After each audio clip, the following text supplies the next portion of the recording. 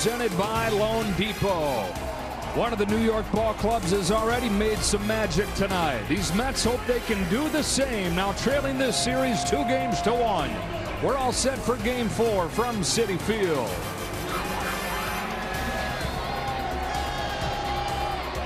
We welcome you inside the Hall of Famer John Smoltz. I'm Joe Davis, and so the Mets find themselves in this spot again, and they've been here all season. Found a way to punch back in Game 2.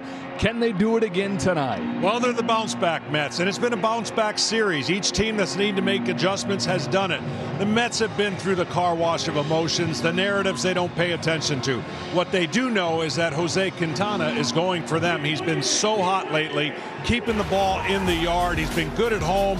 There's the numbers, and if he keeps the ball in the yard, they're going to have a chance. But the Mets do need to have some supporting actors for them in the lineup. They've got to score early and give him a cushion. Trying to do it against a Dodger pitching staff that was supposed to be the problem in this postseason, supposed to be the thing that kept them from the World Series.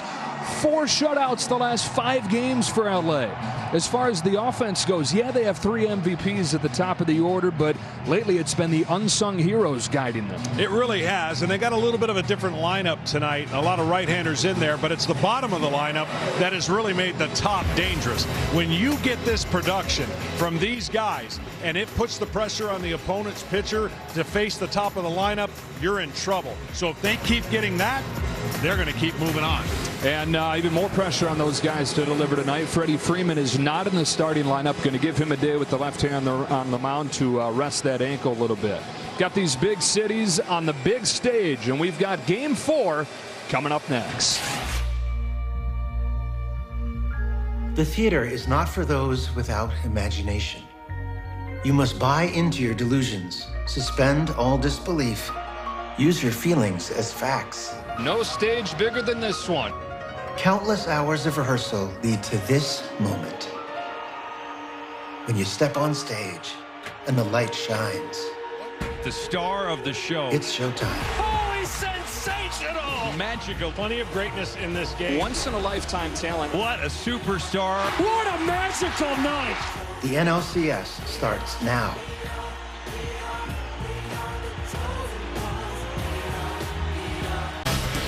Well, you got it just how you draw it up for postseason weather. Going to dip down into the 40s here for Game 4 tonight. Before it begins, we go down to the field with Ken Rosenthal. Joe, both the Mets and Yankees wanted Yoshinobu Yamamoto, but the pitcher grew up a Dodgers fan, and he spent part of last offseason training in idyllic conditions at UCLA. Yankees GM Brian Cashman thought, we can't compete with this weather. The Mets' David Stern said, Yamamoto was in LA at the exact right time. It was a bit of a home field advantage. Well, tonight it's the Mets who have the home field advantage, but they'll have their hands full against the pitcher who spurned them when the Dodgers matched their $325 million offer. Now, over to Tom Verducci. Thanks, Ken. Jose Quintana, meet the Dodgers. Cat, meet Mouse. It's the game within the game. No starting pitcher in baseball throws more pitches outside the strike zone than Quintana, but he's a master at making them look like strikes. In the postseason, he has thrown 47 changeups, 43 of them outside of the zone. Now tonight, he faces a team that chases the least in the league. The Dodgers have drawn 22 walks in this series and hit .323 when they're ahead of the count. The game tonight will be decided on the margins of home plate. Joe. All right, Tom. Jose Quintana in this postseason. 6 scoreless innings in the winner-take-all. Game 3 of the wild card round. 1 unearned run over 5 innings in the clinching game of the division series. Given those challenges he's going to face against this Dodger lineup tonight, John, what's he got to do to keep things rolling? Well, he's got to own the first strike, meaning there's damage in the first pitch. And then he's got to control and win the 3-ball counts. If he can win the 3-ball counts, because there'll be a lot of batters with 3 balls on in their at bat, he will be fine. He's got to keep the ball in the yard. And it is a different looking lineup for Dave Roberts. Loads up the right-handed hitters in here. Tommy Edmonds up to hit cleanup. Kike Hernandez hits 5th. Andy Pages and Chris Taylor both getting rare starts out of the 8 and 9 spots. Today's same game parlay available now on FanDuel. Mookie Betts Couple home runs in this postseason. Yamamoto didn't have much strikeout stuff in his effective outing in Game 5 of the Division Series. And Francisco Lindor, whose only hit in this championship series was that home run. Ohtani climbs in, fresh off his monster home run late yesterday. Quintana comes home, and off we go with a ball outside. 1-0. Quintana against right-handers is going to probably use a lot of soft stuff early and then change-ups late. Against lefties, he will use a lot of curveballs. There's a shot, right center field, and Ohtani lights the fire. A leadoff home run. Dodgers 1, Mets nothing in Game 4.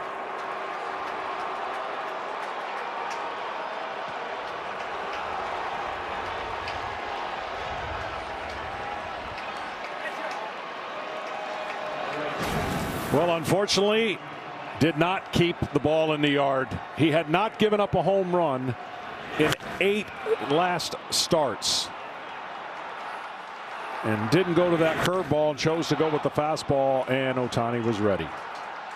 So Ohtani, who had not homered since his first game of the playoffs before late last night, starts this game with a home run, and now Mookie Betts pokes it foul. Yeah, the first home run allowed by Jose Quintana since August 20th. Yeah, he had been so good, and early in the year, it was the opposite. He had given up 17 home runs in this ballpark, but none the last 8. Now fly ball right center field from Marte. And Mookie Betts the first out of the game. So yeah, he gave up 7 runs against the Orioles on August 20th, and it's like, man, oh man, is this guy going to survive in the rotation? Since that day, 2 months, 3 earned runs in 47 innings. Yeah, he got better control of the plate, and he's just facing one of the best players in the game, and Shohei Ohtani.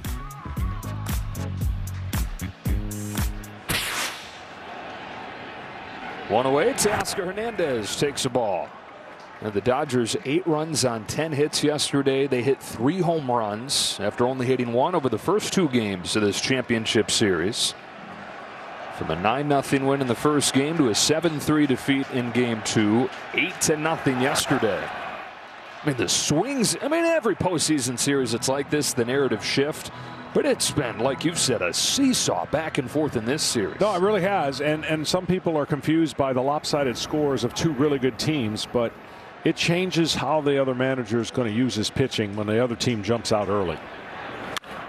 Ground ball, Lindor. 2 out. Well, the one thing you know, the Mets are going to be on their toes because they like playing behind Quintana, and the fact that it's a lot of action. And that he's going to have to rely on his defense tonight because you mentioned it, the Dodgers just don't swing and miss a lot.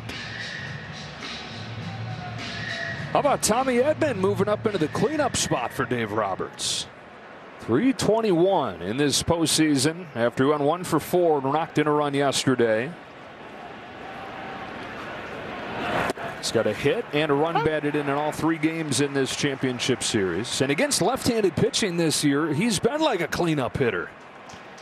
Well, he's having an outstanding postseason. And mainly this series, he's really kicked it into gear. .412 against left-handed pitching during the regular season for Edman. On this 1-1 pitch, ball takes it a little bit low. Strike zone for Nick Lentz, who's behind the plate today, typically not very pitcher friendly. That is bad news for Quintana. Yeah, especially down. He really wants to pitch down in every way, and getting the bottom of the strike zone would be huge.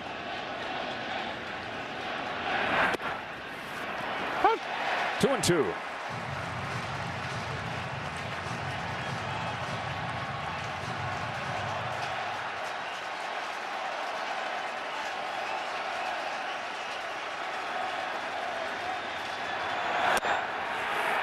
Pinpoint for strike 3. Dodgers waste no time, though. It's Shohei Ohtani. Finished off last night's game with a home run. Starts tonight with a shot to right center field. His 3rd home run of the postseason. And before the Mets can bat, the Dodgers lead.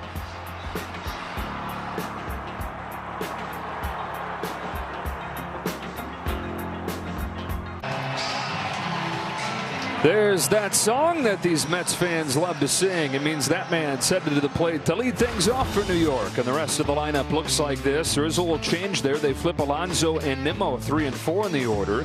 Harrison Bader, for his spectacular defense in center field, gets his second start of the postseason. And they're still trying to get somebody going down at the bottom of the order. They had Lindor and Vientos in game 2. Outside of that, not a whole lot going. Here's the 26-year-old rookie from Japan, Yoshinobu Yamamoto. 5 runs in 3 innings game 1. And then in the do-or-die game 5 of the division series, 5 scoreless innings. And that's just foul. Strike 1. Well, the second game, he did a great job commanding his fastball, getting deep in counts. You got more of a swing and miss pitcher on Yamamoto. And I would think that the controlled aggression by the Mets lineup, meaning don't be passive. Try to get a fastball you can hit. You saw right away Lindor went after the first pitch. I anticipate more of that tonight out of the Mets offense. Lindor, who took charge in game 2 when the Mets desperately needed somebody to spark them, had that leadoff home run. That is his only hit, though, in this championship series. What have you seen with him? Well, I mean, leading off, he's trying to gauge and get back on track. I think he needs to hit more with runners in scoring position. Grounded past Yamamoto. Won't be an easy play for Tommy Edman, who makes it. Gives Lindor some of his own medicine right there with a nice play from short. In other words, the bottom of the lineup's got to be a little bit more productive for the Mets to create stress when they get back to Lindor. Nice play by Edman.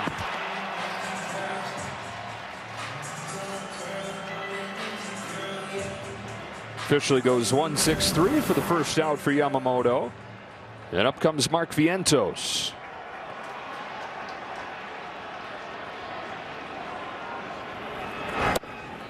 It's a curve for a strike. That's how Walker Buehler went after Vientos. Yeah, and there's some glaring numbers that the curveball gives him some trouble, and certainly if you make the pitch with that, you're going to get him out more times than not.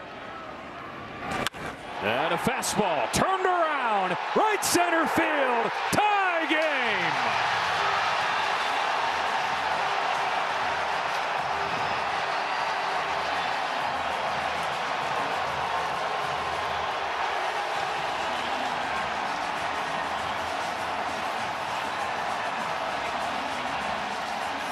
It's Mark Vientos coming to the early rescue for New York. 1-1 in the first. Wind is blowing out. They're picking out fastballs early to swing at, and they're going to be aggressive in my mind to be successful. A bomb to right center, similar to the home run he hit in LA. I mean, that's like left-handed pull hitter power. Now Alonso chases, strike 1. 4th home run from Mark Vientos. Instead of this postseason stage squeezing him, overwhelming him, it's elevated him.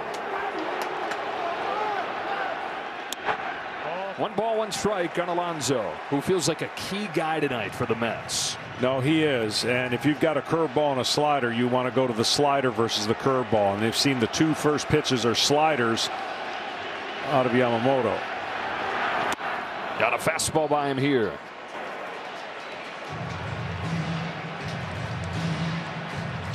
The splitter will be a big pitch, and it'll be interesting to see if he's connected with that early in the game.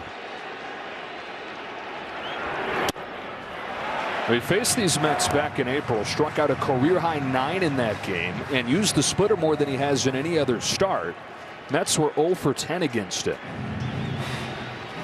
He had a good one. I watched that film. It was sharp, breaking, in the zone, and gone.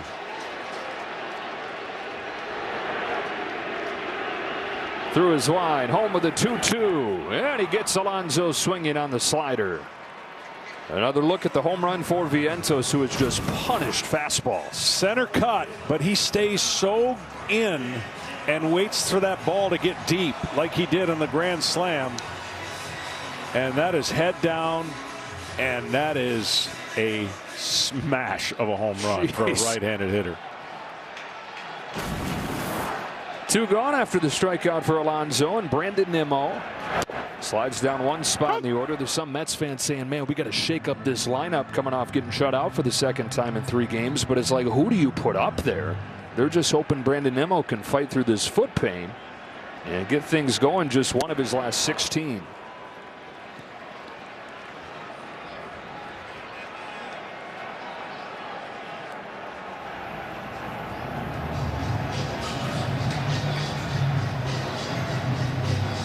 Comebacks have been the name of the game for the Mets all year. Trying to respond again to tie this series up. Defied the odds all year. Did so just to get into the postseason, right? I mean, way out of first place, way out of the postseason picture. They get in on the last day, beat the 3 seed, beat the 2 seed, take an aim at the top seed here.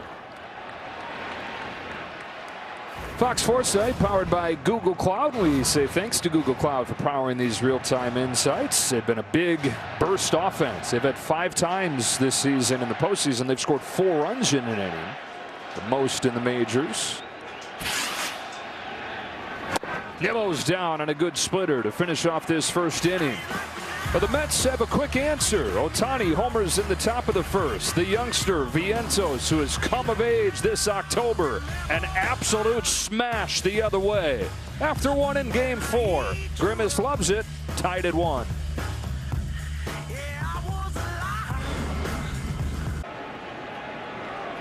A solo home run apiece in that first inning. Kike Hernandez starts the second for LA and takes strike 1 from Quintana. Added to his October lore yesterday with his 15th postseason home run.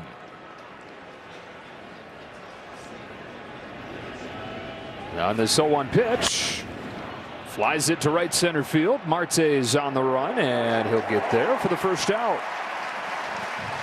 Well, Quintana is going to have to live on the edges, right? And by living on the edge, you're going to have to get in, out, down, change speeds. That's how he's going to get through this lineup if he's going to be successful.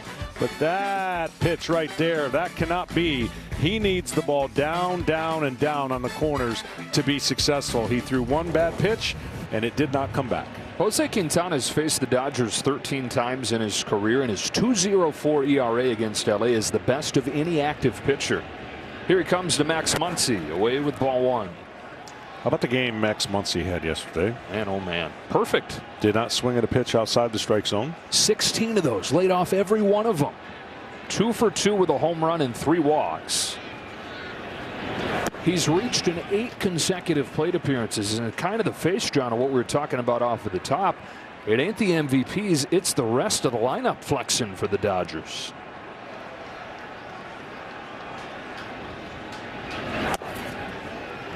Ooh, and a call right there for Quintana, 2-1. Muncy's saying, if I don't swing, it ain't a strike lately.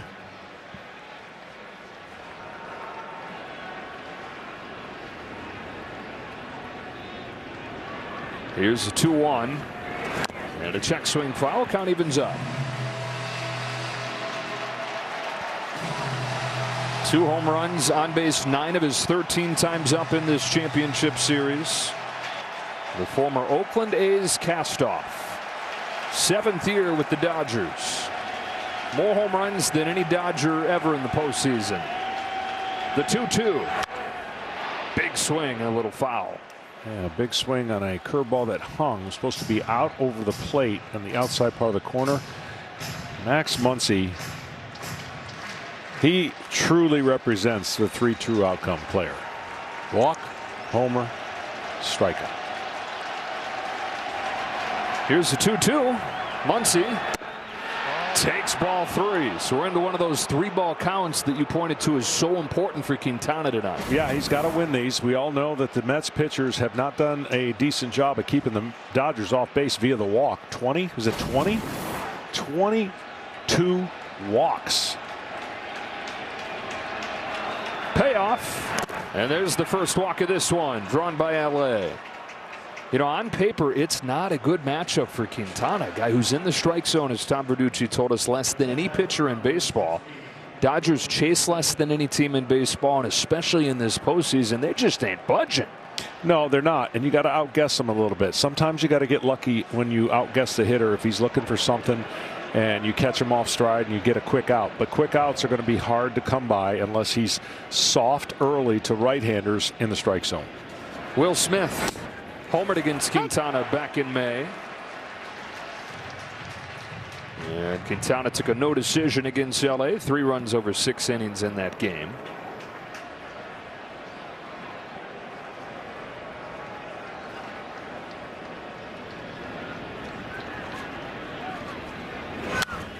Smith went into yesterday's game 2 for 23 this postseason, had 2 hits, including an infield single that knocked in a run.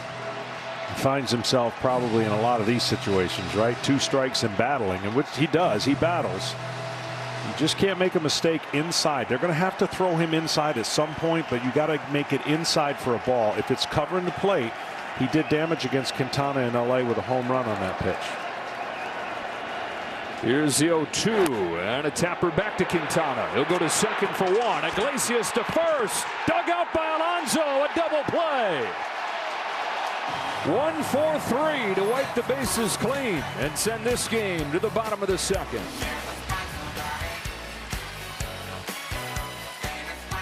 Maybe. Looks like Will Smith might have beat that out, and the Dodgers are saying hang on. They're going to challenge this, and this inning will probably continue. Again, catching the front of the bag is the key for runners to being the quickest to first base. And it's also the hardest for the umpire to hear. Challenge in the out call, safe call at first base. Out call at first. I think you got it right the first time. Good play by Quintana, a good turn and a good dig out of the dirt, but we saw him hit the front of the bag before that ball got in the back of the glove. Now it goes to a replay review presented by Zoom. It's close. Yeah. The defense has let the Mets down a few times in this championship series. Nearly a nice double play to finish off the inning there. Instead, it's a fielder's choice, and Andy Pages will get a chance. Oh, the umpires are part of the picture right here. We'll give you that whole list. I told you Nick Lentz is calling balls and strikes. His first time behind the plate in the championship series. Crew chief Marvin Hudson down the right field line. Pages does a nice job on curveballs off of left-handers. I'm sorry, changeups off of left-handers. Curveballs are where you have a chance to get them out. And it was a first pitch changeup, 1-0. You can't be afraid to throw that pitch, even if somebody's got good numbers on it, because you always think that you make a good pitch in the outside part of the corner, you'll get a ground out. 23-year-old rookie out of Cuba, getting his second start of the postseason. On this 1-0 pitch, got a strike and fouled it off.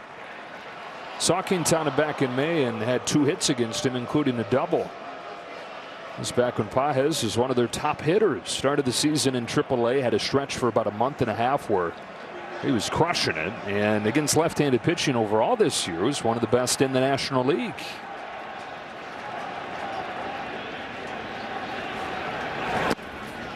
Two and one.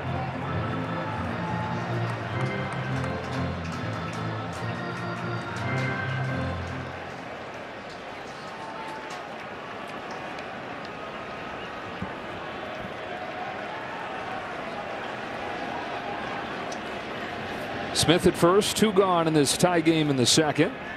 On a 2-1, Pages grounds one to short. Easy one, Lindor, and that'll do it for the Dodgers in the second.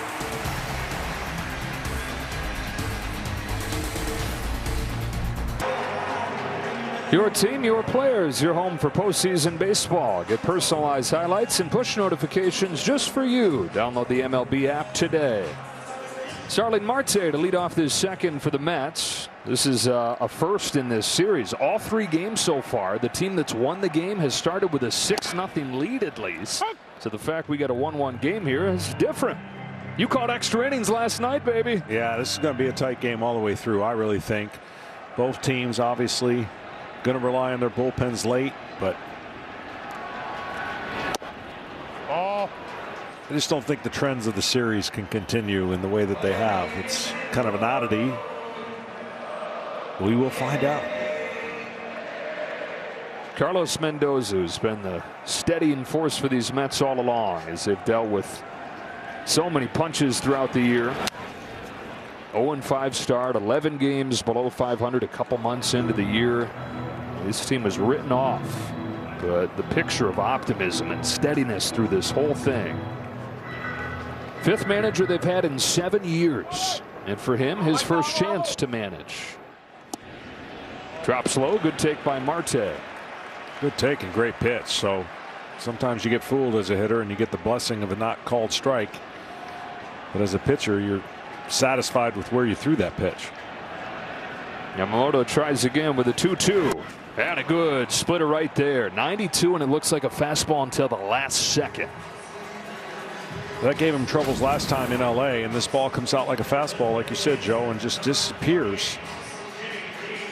Typically, you throw that a lot to left-handers because you want that diving away from a left-hander, but it's also a great pitch to a right-hander down and in. And that's where he threw it. Base is empty, one away. JD Martinez swing and a miss at a first pitch curveball. We asked Carlos Mendoza for his pick to click for the Mets, and he said part of it was a hunch, part of it was just knowing this guy's a good pro hitter. JD Martinez was his answer. Behind the 0-2. Well, I got to give you this. They're making great pitches on JD, and he's swinging off the plates because they're making enough pitches like that slider that catches the plate that gets him to go further off the plate on this pitch. Got him on 3 pitches. Carved him up right there.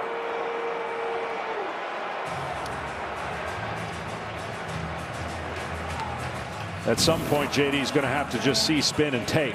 It's easier said than done. And what you try to do to put pressure on the pitcher is you say, I'm going to take until you throw 2 of those for strikes.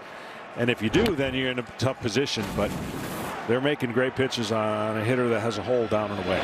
That is a swing and a miss and a strike on Jose Iglesias. And you were talking about Yamamoto having elite swing and miss stuff when he's right. The 2 starts against the Padres, 9 swings and misses total. He's already got 9 in this game. He's got electric stuff. And when he's throwing his fastball, even though he missed this spot right there, man, too many ways to get you out once he throws strikes with his fastball.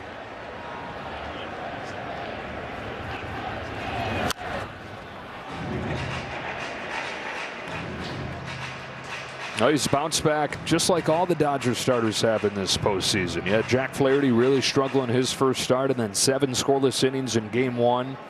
Walker Buehler gives up 6 runs in his first start, 4 scoreless innings yesterday. Yamamoto's followed that same path. Check swing foul. Iglesias stays alive. And it'll be Jack Flaherty coming back for game 5 tomorrow night. Mets still haven't solidified their plan. Kodai Senga is going to play a role.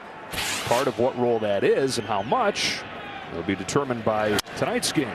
There's a base hit to left field for Iglesias on a 2-strike pitch.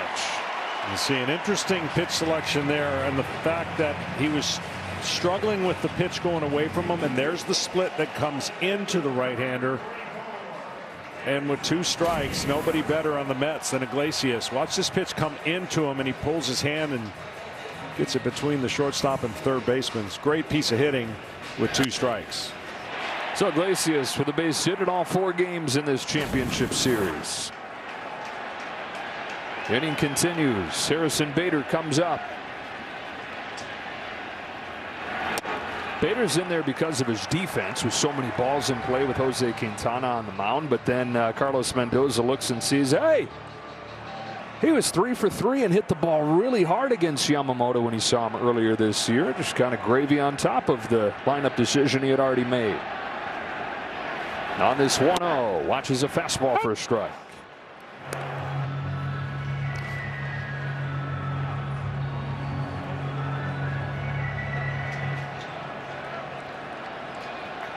Just the second start of the postseason for Bader. 1 for 7 so far. Down the pipe, 1-2.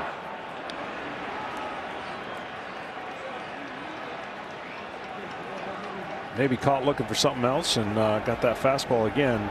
Mets hitters are going to have to find some fastballs against Yamamoto to hit.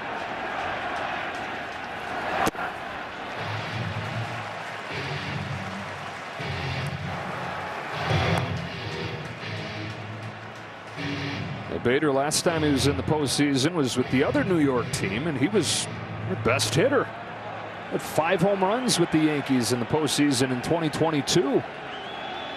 I believe all his hits off of Yamamoto have come with 2 strikes. And that spot again here is down swinging, and Yamamoto's already got 5 Ks. After 2 innings, locked it a run.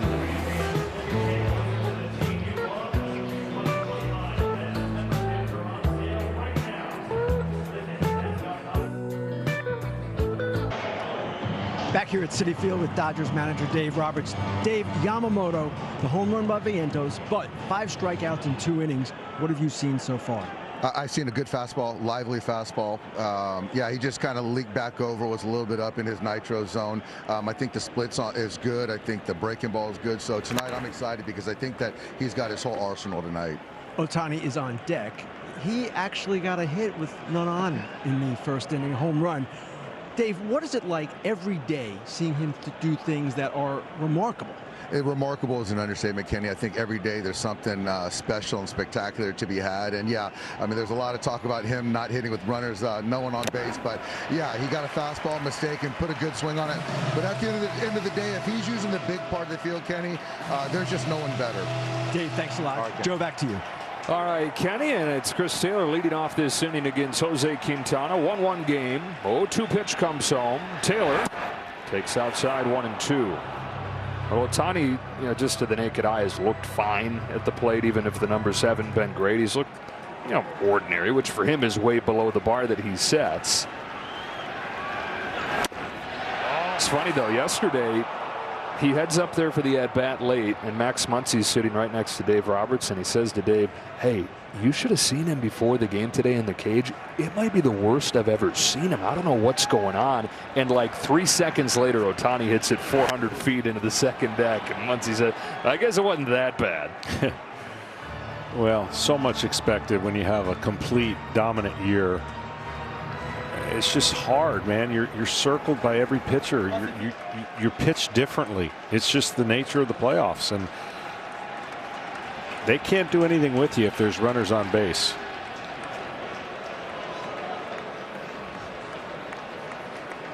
A visit here before this 2-2, and let's check in with Tom Verducci.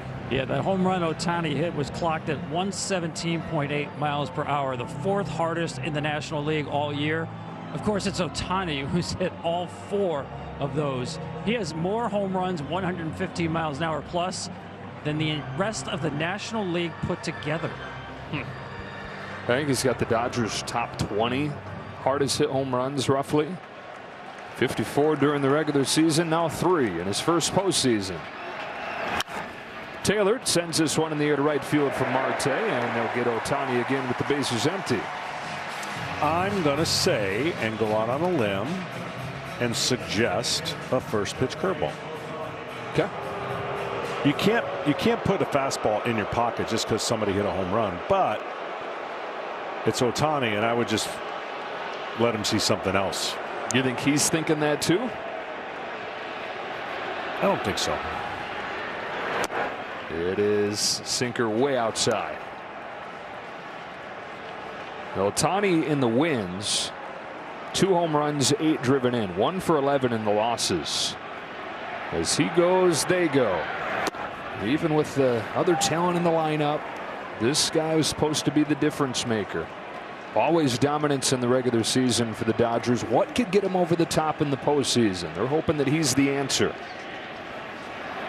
On a 2-0 from Quintana, Ohtani takes ball 3.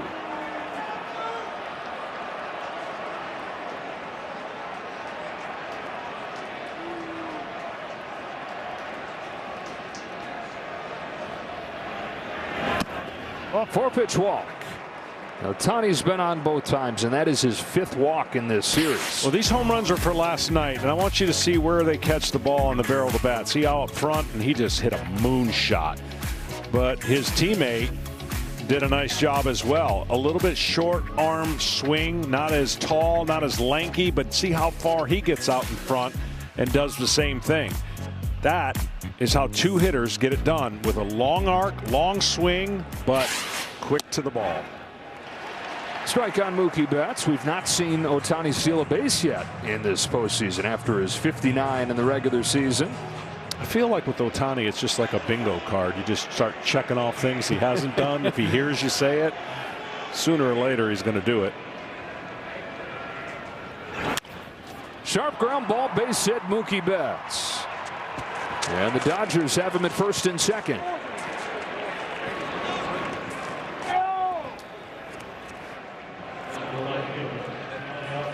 So now, John, it's Teoscar Hernandez, who is the Dodgers' best hitter in the division series, but is 0 for 12 in this championship series. And Dave Roberts thought that last night's at-bats, some of his worst that he's seen all year. He also said rarely does he let it spiral out of control. A lot of times you'll see bad at-bats, and then the next day it clicks. Yeah, I mean, this guy, you don't hit that many home runs and drive that many runs in if you don't have the ability to adjust.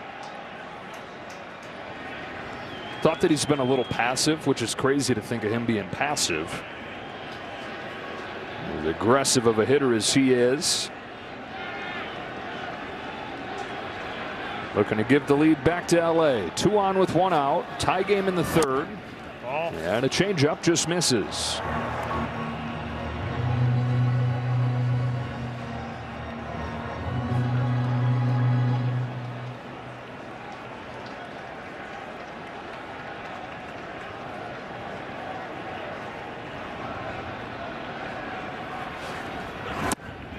Quintana was the best pitcher in the National League this year with runners in scoring position, and that's continued into the postseason. Hitters 0 for 10. Well, he refuses to give in. He's going to try to keep making those pitches, lull the hitter to sleep, and get him to expand the zone when he thinks it's a fastball and it's actually a changeup. Wow. Same spot as the first couple. Yeah, well, again, when you can do that, and there's the numbers you were speaking to, then you can start peeling off an inch, 2 off the plate. Once the hitter recognizes the umpire may be calling that pitch, it helps Quintana.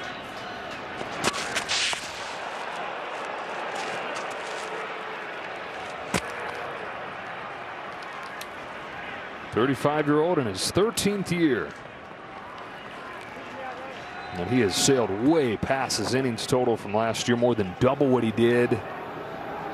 Digging deep for Carlos Mendoza and these Mets. Trying to tie this series at 2 games. 2-1 pitch. Swing and a miss. 2-2.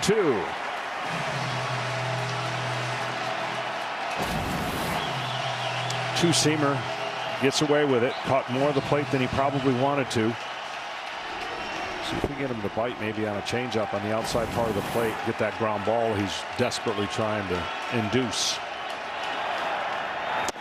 Got him swinging. It was the change, and it's a strikeout. Well, that was the best changeup he's thrown all night. That had great depth to it, and it was in the strike zone but faded out. The others have been primarily down. He'll throw this pitch down more than any other pitch he has, but he gets a big strikeout. Part of the challenge with facing Quintana is you just don't know what pitch mix you're going to see on a given night. One night he leans on the change, the next he leans on the breaking ball. A little bit of everything so far as he comes home to Tommy Edman with a fastball high. Tommy Edman, one of the stars for the Dodgers this postseason.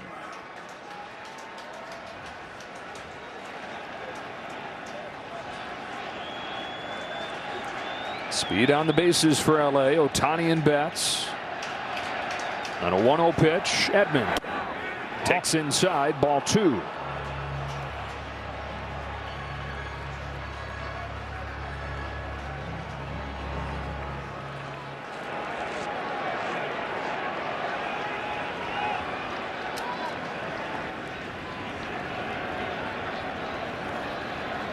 The 2-0. Curve lofted to left center field. It is down, and Tommy Edman comes through again. A go-ahead double. Dodgers take the lead 2-1. And one of the unsung heroes strikes again.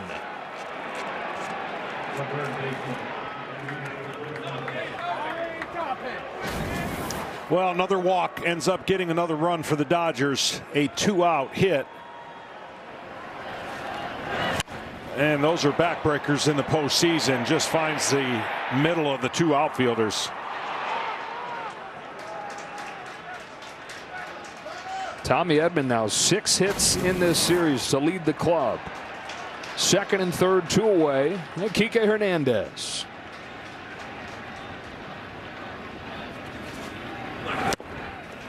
took a strike. One of the under-the-radar guys to another right here. I don't know if you can say that anymore about this guy, though. Years of doing this in the postseason.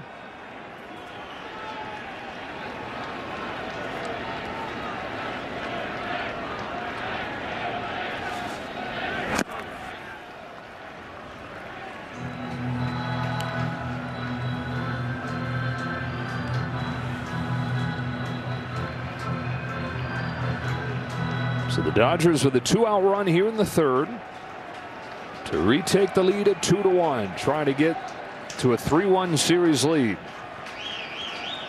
Second and third, 2 out. 1-1 pitch. Outside, ball 2.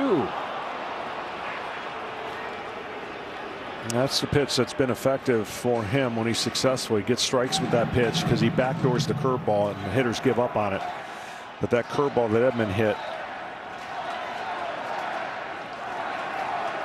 for the double. Kike Hernandez leaves it downstairs. They continue to be so disciplined on those borderline pitches.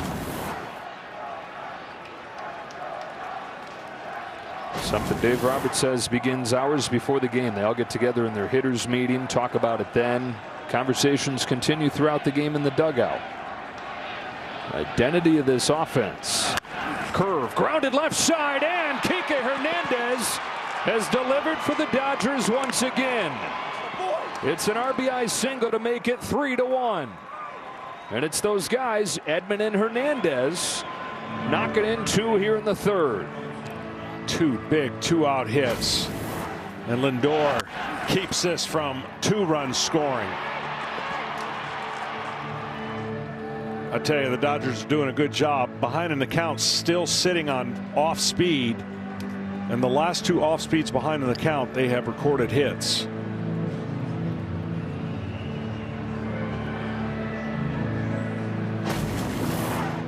So Hernandez knocks in another run, his 4th run driven in this postseason. Yeah, and Max Muncy will come to the plate with runners at the corners and 2 away. And now a quick word from Corona.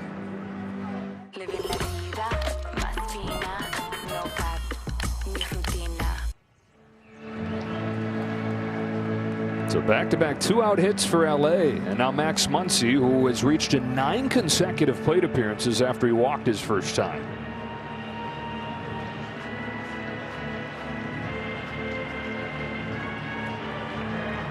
Well, this at-bat could very well be the game for the Mets. Quintana desperately wants to get in the dugout and get his offense going again. And getting a tough hitter right now who's seeing the ball real well, Max Muncy, somehow to get it out. Max has other ideas.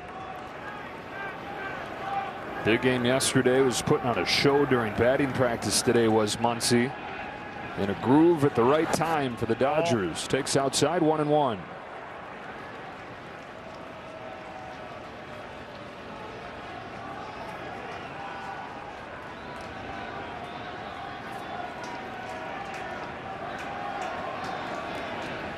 Two on, 2 out. Here's the 1-1 pitch. In the dirt. Good stop by Alvarez.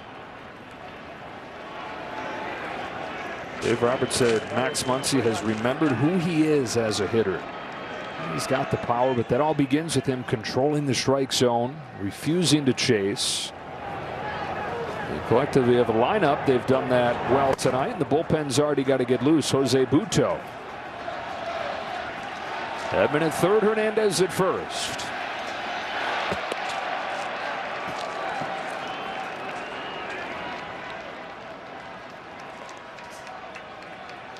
Pretty efficient first 2 innings, but he's doubled his total here in the third.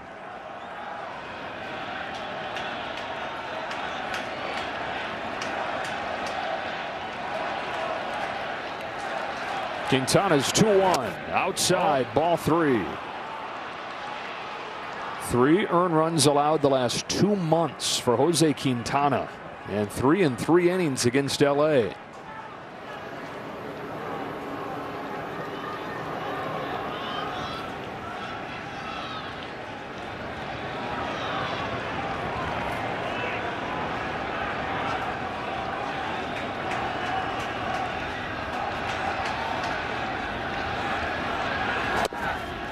Ball 4 to load the bases. 10 consecutive plate appearances for Max Muncy reaching base.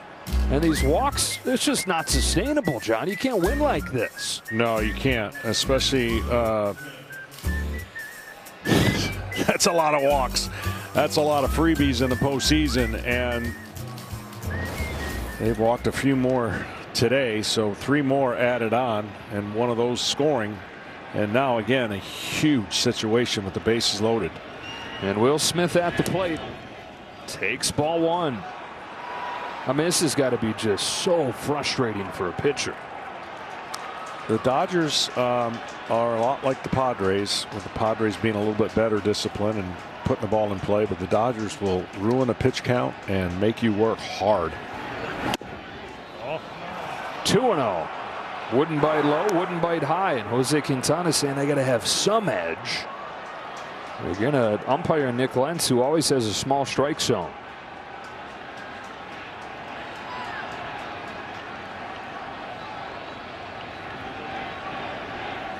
Dangerous pitch here. 2-0. In there. 2-1.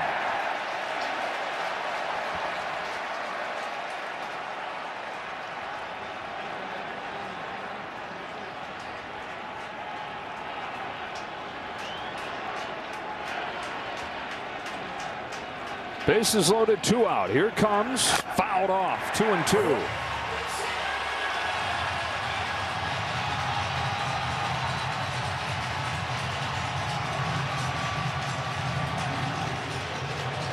Two in the bank for LA here in the 3rd. A chance for more. A chance for Quintana to steady the ship and keep it close.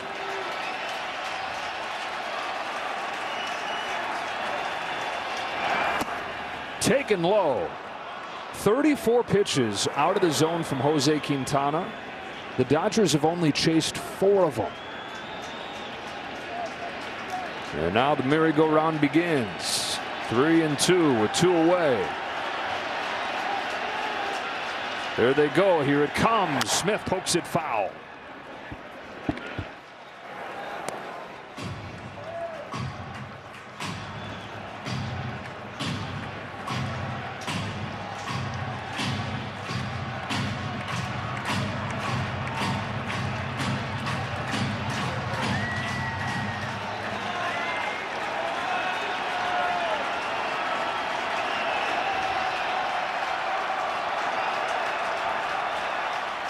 Another 3-2. And a pop fly. Foul ground right side. Alvarez and Alonso. It is Alvarez to strand the bases loaded. Dodgers settle for 2. They lead game 4 3-1. And it's the same guys getting it done. Not the MVPs. But how about Tommy Edman and Kike Hernandez knocking in runs in this 3rd?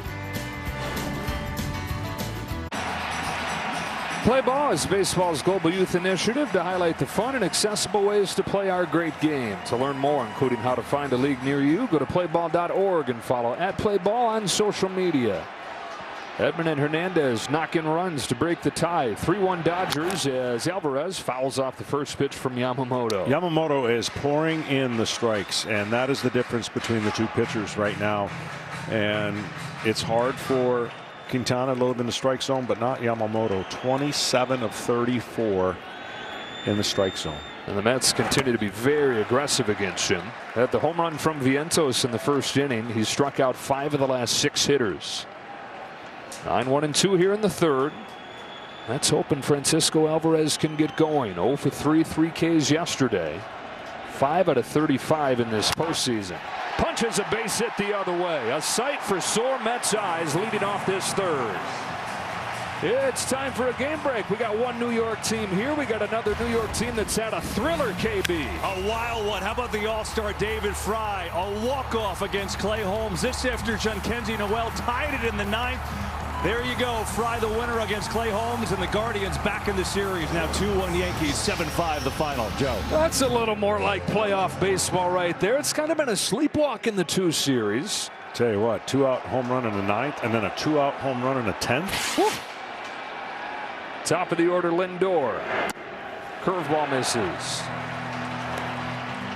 Lindor started this game with a ground out to short.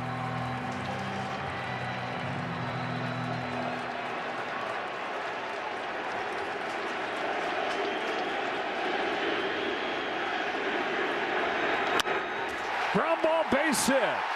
Back-to-back hits to open the third inning for New York. And for Lindor, his first hit since the leadoff home run in Game 2.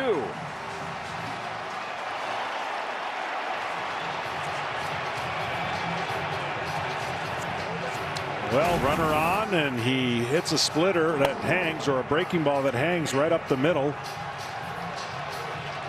The Mets are trying to rally, get back what the Dodgers took from them in the top of the third. And if you're the Mets, this is the guy you want up at this point, Mark Vientos.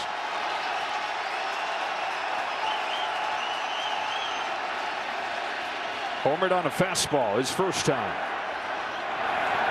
Swing and a miss, first pitch slider.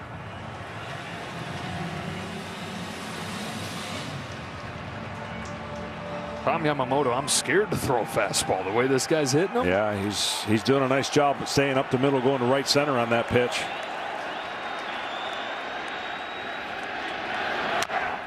Another wrinkle in it, 0-2. His last at bat we take a look at on StatCast. His fourth home run of this postseason. Had the grand slam in Game 2. And there it is with the trail. He got the shooting star home run. StatCast 3D powered by Google Cloud.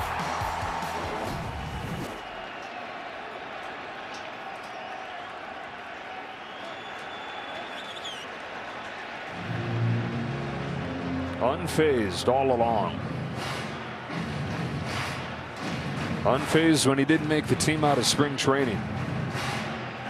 Unfazed 2 years going back and forth between the big leagues and AAA. Never really getting his shot.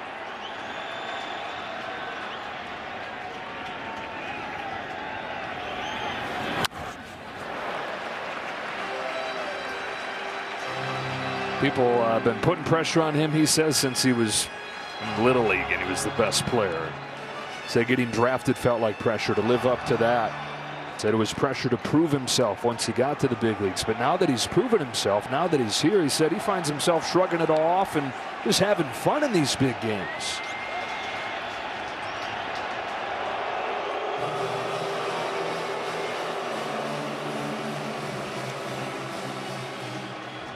Well, the Mets fans did their part last night. They tried. They were on their feet. They had the bases loaded, similar situation, and then nothing to cheer about after that. They are desperate for a hit here.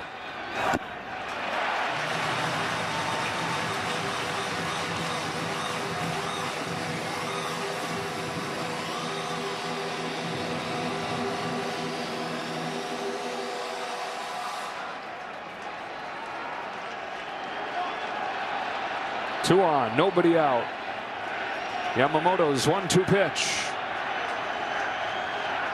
Vientos swings and misses. Sticks with the breaking stuff and gets his 6th K.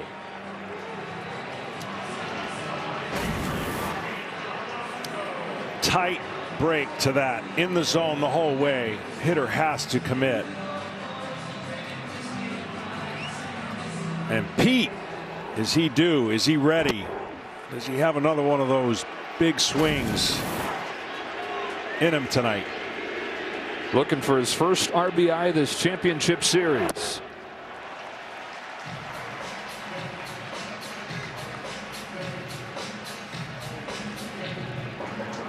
He had a great swing last night. Thought he might have got a breaking ball to hit out of here, but he hit it to the warning track in left field.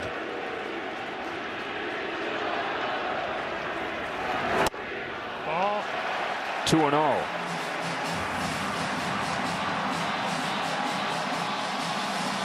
How many more of these at-bats will Pete Alonso have in a Mets uniform? How many more times in front of these Citi Field fans? Trying to make it count. On a 2-0 pitch. Takes ball 3. Green light? I got to give him the green light. I mean, if he sees spin, you got to take it. And that's got to be recognized right away. But if he sees his spot, thighs to the belt. Man, he hasn't had many of these opportunities to be 3-0.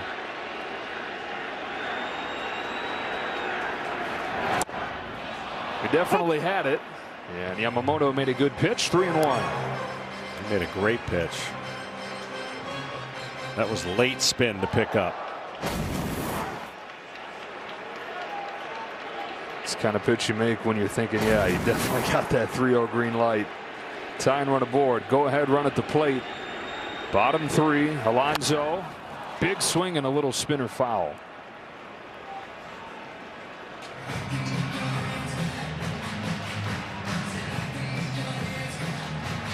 This would be a gutsy call to pitch him backwards and try to freeze him on a fastball. The Phillies had success with Pete on this 2 strikes, getting him on a low fastball that he thinks was a ball. He worked himself back in the count. Did Yamamoto. Alonso asked for time. Really struggled in clutch situations during the regular season, but so many times throughout his Mets career, he's been the guy.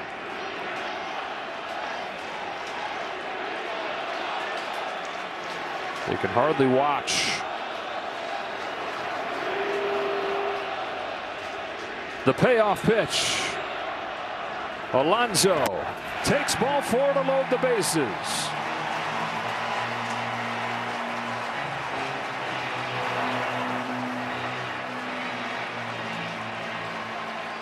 Mark Pryor's out for a visit along with the interpreter Will Ireton.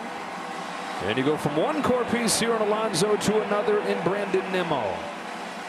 Like Alonso, Nimmo's waiting to make his mark on this series. Just 1 for 11, having struck out his first time.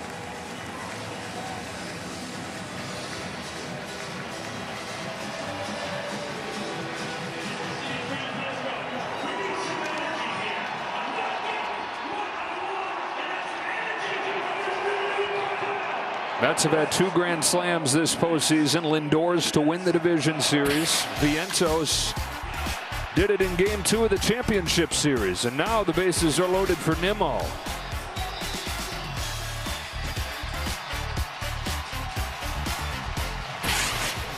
Well, Lindor, the MVP of this team. You got the polar bear, the home run champ, and Pete Alonso. But the heart and soul through the years right here. A guy that's been here longer than any Met.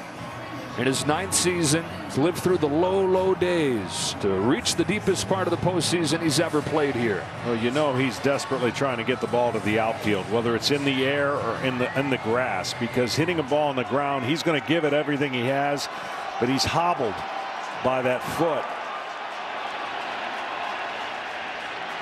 Ground ball could be 2. Takes ball 1. Even without the results, 1 of his last 17, he's been hitting the ball hard. He's still been taking his walks.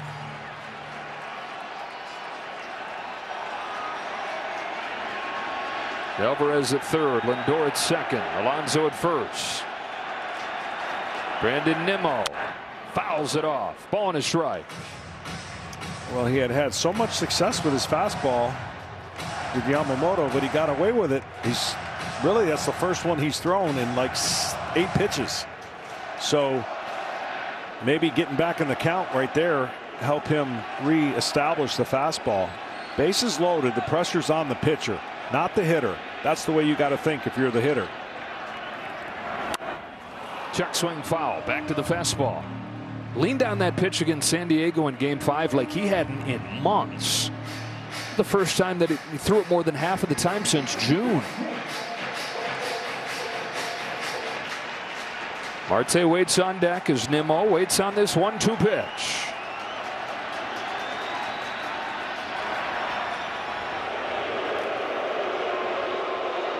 You're throwing another? You know, there's a couple areas he can go. I would prefer the splitter if that's what he's trying to do to get a chase. The target set down there. It was a slider, which he'll sprinkle in now and then. That's the one that's bothered his arm, though. Missed a few months with a shoulder issue. Has stayed away from that pitch at times.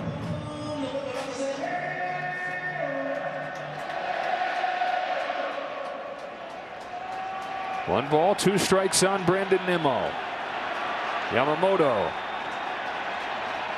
comes home. Nimmo fights it off foul. That thing had teeth over there by the knuckles.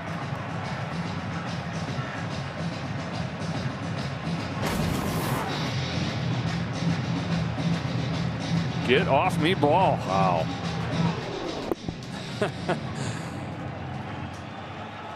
Two singles and a walk to load the bases here. Mets looking for the quick response.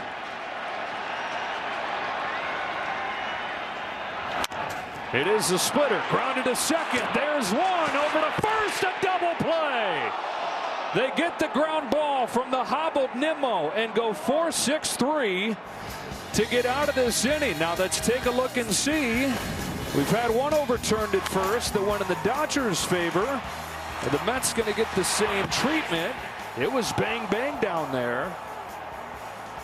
He is safe. And they just saw it on the video board here. They're going to challenge both spots. Pretty clearly he's going to be safe at first, and the Mets are going to get a run. Well, the reason they're challenging second, their view from where the foot was on the turn, I believe he touched the back of the bag at second base. Here's the toss to second. See where he's at. Close, so they want to take a look at that, see if he had the ball as he was touching the base. And then this one, I think, clearly will be a safe call to get at least one run out of it. How about Nimmo, though? You know, every step his foot pounding. That's going to be really close there. Just all kinds of pain, busting up that line, knowing that gritting his teeth and fighting through it's going to make the difference in a run. Yeah, I think he got the bag at second with his toe, but the first is going to be safe. Replay review presented by Zoom. After review on the call at second is confirmed the runner is out. The runner at first is overturned to safe. You have to retain your count. Everybody says no, and then yes, and it's 3-2. Well, that's such a big hustle from Nimmo, and you know he was doing everything he could to get down there as fast as he could with a bum foot. Give him a lot of credit. The splitter was the pitch. He gets what he gets, and then he's just straight hustled to the back. Says he's going to be in a walking boot as soon as the season finishes. Going to get an injection, and it would be an IL situation at any other time of the year. But Brandon Nimmo, who's waited his whole career to play in games like this, says no chance this is shutting me down right now. And no chance it's keeping me from getting a run in. 3-2, tying run now at third as Starling Marte climbs in.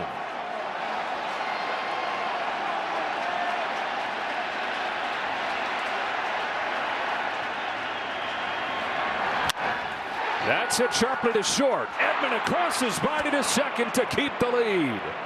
Tommy Edman deep in the hole, saves a run. These Mets fans could hardly watch. They're able to crack through, get to within one. Oh, October's beautiful, but it is tough to live and die with your team. After 3 innings in the championship series, game 4, a one-run game. Well, welcome back to Citi Field. I'm with Mets manager Carlos Mendoza. And Carlos, the pain that Brandon Nimmo is playing with is visible. How would you describe the 90 feet he gave you right there? He's a professional, and he's giving us everything he's got. You know, you could see it, but when he's got to go, he's gonna go. You know, whether it's to beat a ground ball out the way he did, or to go get a ball in the outfield. Like I said, he's putting everything on the line, and he's a professional. You had the bullpen up last inning. Tell me what you see of Jose Quintana. Yeah, I mean, this is a team that we all know they're not going to chase, and that's what they're doing. They're forcing him in the strike zone, and I'm going to be aggressive. I'm going to be honest with you. I'm going to be aggressive here because, you know, they're not chasing at all. So let's see what happens here. Thanks so much, Carlos. Yeah, you got it. Yeah, the bullpen is going. There's Jose Butto. It started to warm last inning. Andy Pages leads off this inning for the Dodgers. Here's a 2-1 pitch. Yeah, and I'd say for Quintana, an inning now, and it's really one batter at a time, and he knows it. And he's got to get the leadoff hitter out, just create less stress so that his manager doesn't go to the bullpen as fast as he probably would like to, and keep this game as close as possible. I thought he said everything you need to say about a pitcher that has a tough matchup against the Dodgers. And listening to him talk there, it'd be a surprise to see him face Ohtani a third time. Ohtani's due up third in this inning. Pages reaches out, sends a fly ball that carries well to right center field, but Marte will track it down.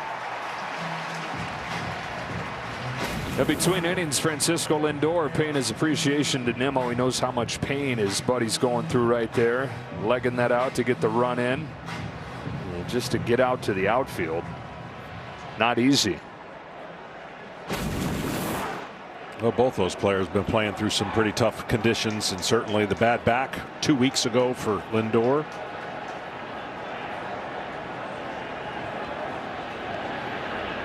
One-run game, one gone in the fourth. Chris Taylor swings and misses at Jose Quintana's first pitch. 13 major league seasons for Jose Quintana. A lot of those with the White Sox and then with the Cubs, and they had a couple years where he bounced around to 4 different teams. Signed a 2-year contract with the Mets. Missed most of his first year in New York. He had a rib issue, didn't pitch until the second half, and so you come into this year and it's like, okay, rebuilding year. This is probably a guy who's going to be an innings eater, and then best case scenario, a trade chip for you. But his third start of the postseason, and you look at those big swings they've had, the legendary home runs in Mets history at this point of Alonso and Lindor. It was Quintana's pitching that laid the foundation for those to happen. Yeah, for sure. And, you know, again, sometimes you run into a team that just takes away your strengths, and that's what the Dodgers done so far tonight. They've taken away the strengths of Quintana. Not a lot of easy outs. And that's usually what he kind of baits hitters into thinking, okay, you're going to throw me a fastball and then I throw the changeup, or you're going to throw me a changeup, then I sneak in the fastball. He has to really pitch in reverse and catch the hitter off guard. Tough to do against these Dodgers. 9-hitter is always going to be a big one against the Dodgers with Ohtani. That's 3-2 on Chris Taylor.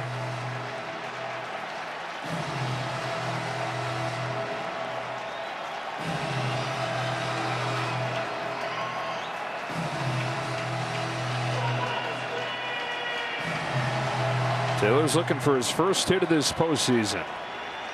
Good postseason track record, but hasn't been the same guy this year. On a payoff. He fouls it off. Well, Taylor has the same swing every approach. Not a little similar to Alvarez, but he basically is trying to get the ball in the air, and he has that kind of up, lift the ball type swing in the zone. Catching it down is going to be a power stroke. Sharply to third and picked by Vientos. Long throw, not in time, and an infield hit for Taylor. Made a great play, but then took his time getting rid of the ball. Yeah, and the Dodgers have a man on for Ohtani. Don't know if he can get the ball out of his glove right away. Watch this short hop, and then it took him a little bit. See, to get the grip, ball popped out of his hand, and he just couldn't go to the transfer right away. Watch this ball just slip up, and then by this time, Taylor, tremendous hustle, beats it out. That's a guy smelling it and just hungry for anything, any kind of good feeling there. And Chris Taylor's first hit of the postseason is a hustle single, and they will let Quintana face Ohtani a third time. Homered against him to start the game and then walked on 4 pitches. There's that first pitch curve you were talking about earlier. So since the home run, he's thrown 5 pitches to Ohtani, none of them close.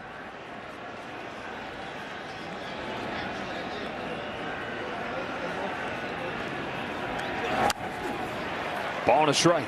You know, establishing inside is something that he was hoping to do, and he left one out of the plate, and of course it didn't come back. And then if he had his druthers, he'd be able to fade a changeup inside and tie up Ohtani. If he could hit with that breaking ball, he hasn't thrown many to him, and he didn't hit with the first one.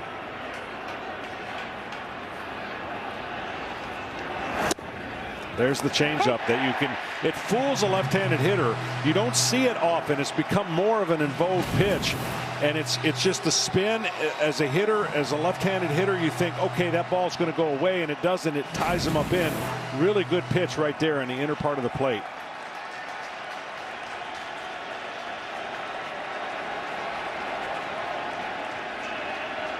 The 1-2 pitch. Ohtani takes ball 2.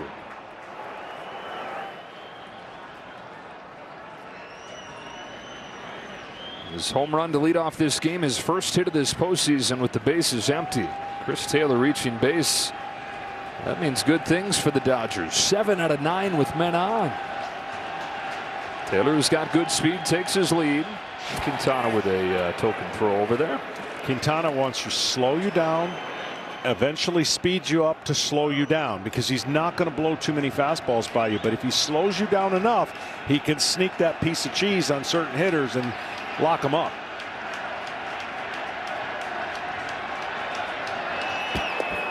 It's a second toss over. Third disengagement. You got to get him or it's a balk. And a 2-2 count on Shohei Ohtani.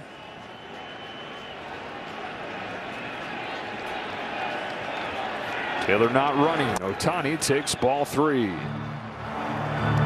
So he's got two choices here. He's got a gulp if he throws a fastball, right, and hope he makes a perfect pitch, or he can go back to that changeup after the ball that he's sweeping away with the curveball. There's the changeup. And it's ball 4. Ohtani's reached all 3 times against him. And that is going to do it. So Jose Quintana goes 3 1/3. Guy that has been statistically the best pitcher in the National League the last 2 months. Dodgers forced him to throw 83 pitches in 3 1/3 innings right here. 3 runs have scored, which doubles his total from the last 2 months. And the runners at first and second, his responsibility as the pen goes to work. Welcome back to the 2024 National League Championship Series on FS1, presented by Loan Depot. Dodgers have a 2-1 series lead. They've got a 3-2 lead in Game 4. And the Mets bullpen goes to work early as Jose Butto checks in. He has some tough cookies he's going to have to get out, but they're right-handed, so. First one that he faces, Mookie Betts. And Betts takes ball 1. Butto pitched in the first game of this series, gave up 3 runs in 1 2/3. And this Mets bullpen, the team's weakness. 6 runs in yesterday's game. The 1-0 pitch. Butto, who's a starter to begin this season, moved into the bullpen in July. He's had a 2 ERA since then. He's struggled though in the postseason. And for Carlos Mendoza, so much of what the story's been last month and a half to get him into the postseason is minimizing how much the pen has to pitch. Betts with a bullet down the left field line. That's going to scoop by Nimmo. Taylor's in to score. Ohtani's headed for home. Lindor won't even try a throw. 2-run double, Mookie Betts. Magic loves it. Dodgers have taken a 5-2 lead.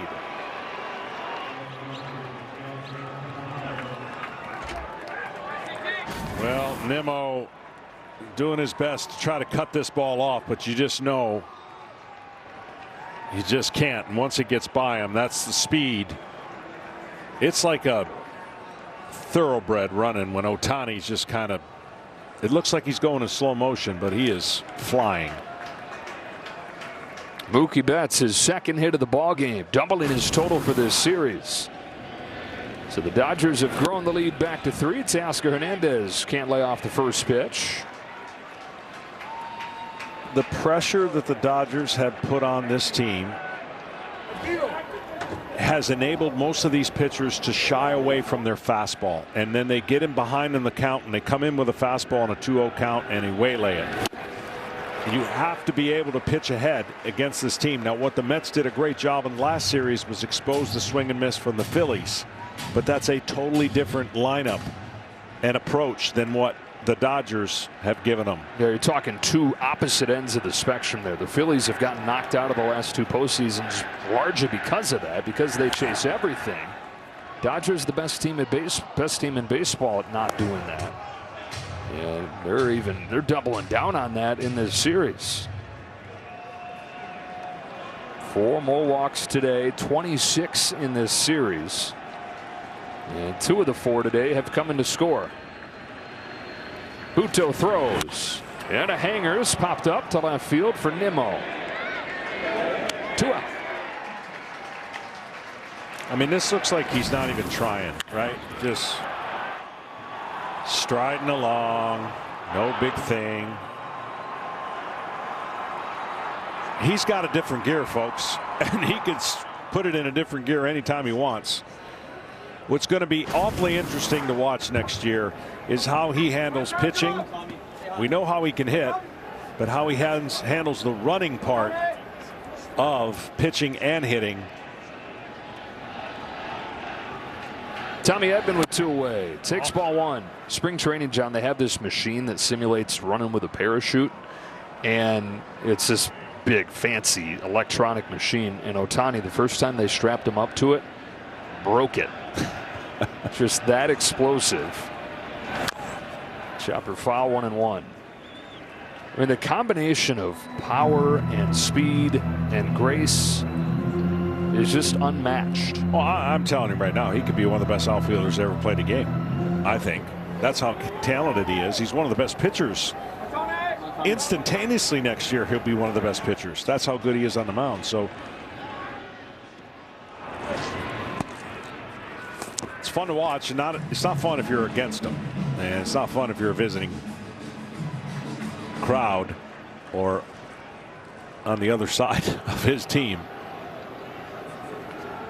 You know, whether you're on his team or against him, admiration across the sport. I mean, the players hold him in the same regard all of us do watching him. Their jaws drop in the same way. Maybe even more than ours, because they have a better appreciation. When I say ours, I mean those of us that haven't played. They have an appreciation for how hard it is to do what he's doing. For sure. And we had a saying back in our day, when a guy was that good, we'd say, you got to get called up to another league. Because you've mastered this league.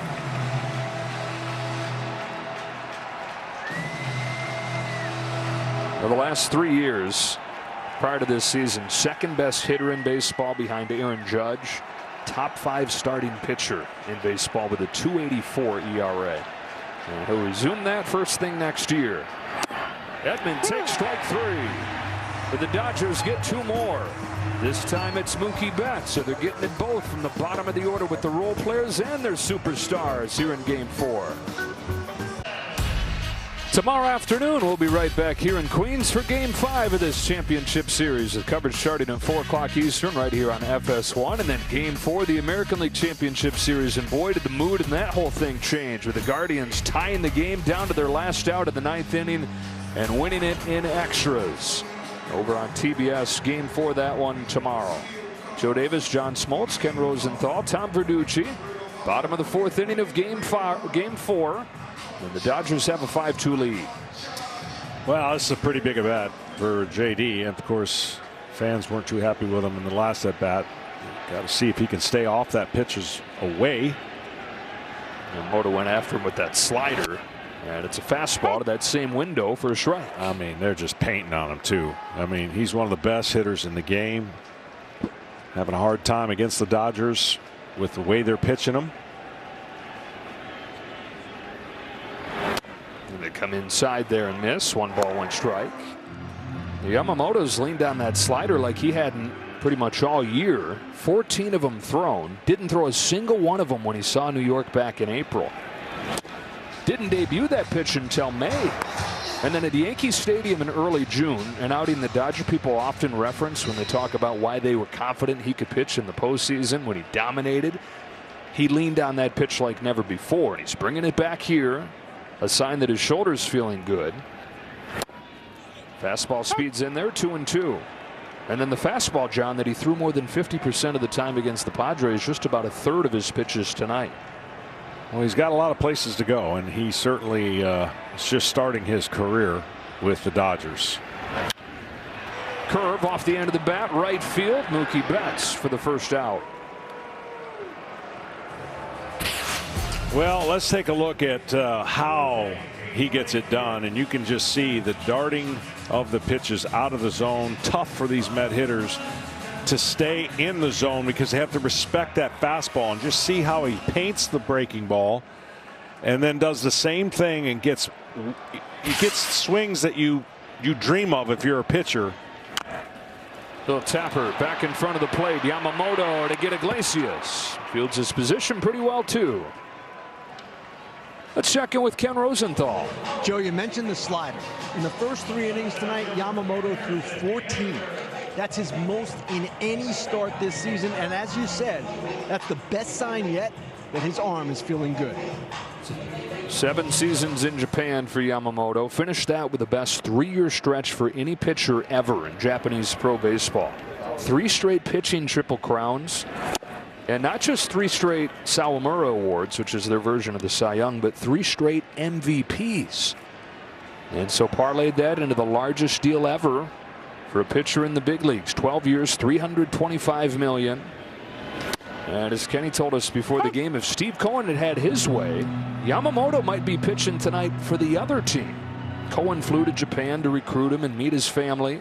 He had Yamamoto over to his house to recruit him one last time. Made an identical offer to the one the Dodgers gave him. But Yamamoto chose the Dodgers, he said, for the chance to win now. And trying to do that tonight at the expense of these Mets. Little outside on Bader, 1-2. There is Steve Cohen.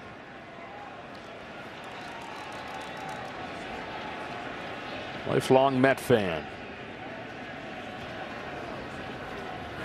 Swing and a miss. The splitter dives out of the zone, and Yoshinobu Yamamoto with a 10-pitch fourth.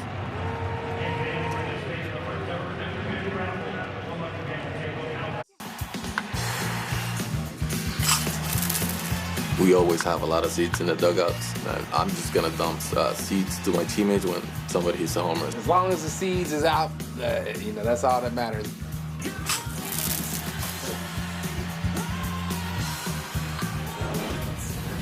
Yeah, Teoscar Hernandez brought his power, he brought his smile, he brought that celebration with him to Los Angeles in his first year with the team. Jose Butto to Kike Hernandez with a strike. 5-2, Dodgers in front. 2 wins away from the World Series.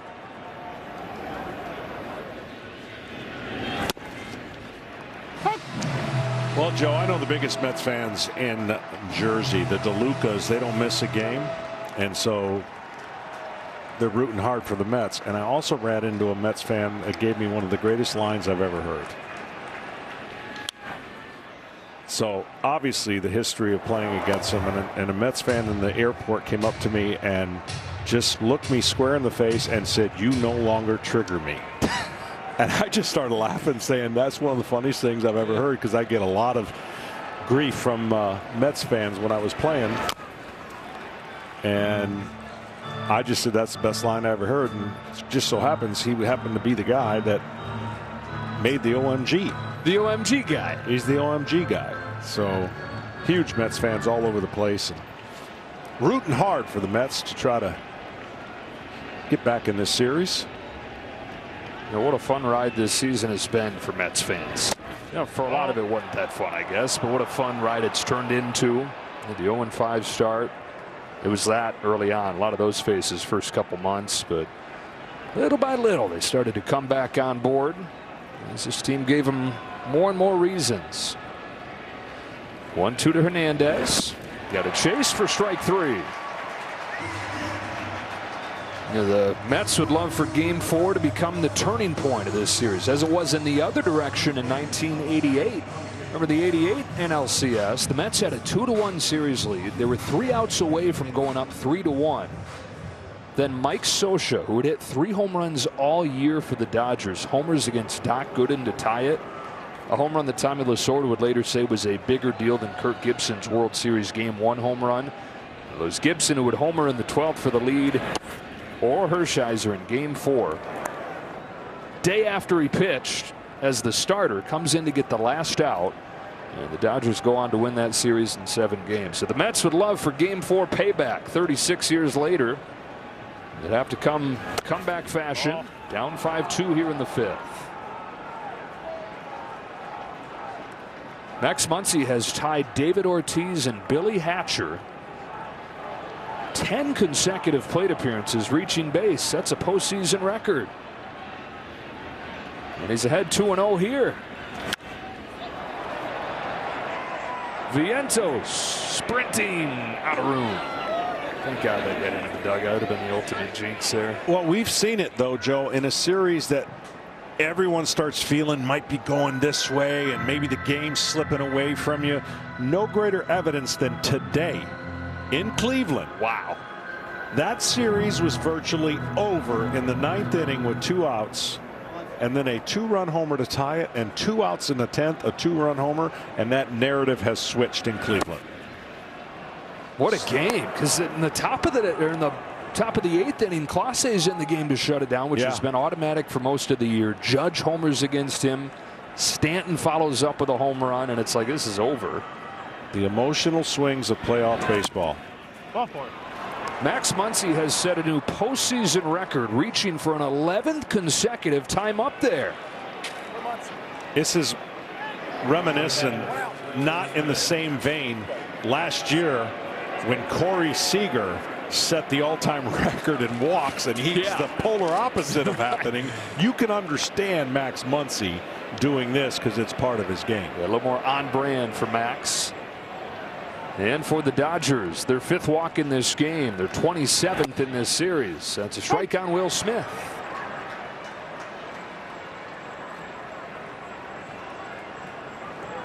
I mean, we got to be approaching an all-time record in walks, don't we? I mean, I'm sure it happened maybe in a 7-game series, but I'm sure Rick will find that out for us. We'll get on it. Smith sends this ball in the air to center field. Harrison Bader backtails to put it away. Well, all 4 Mets starting pitchers walked at least 4.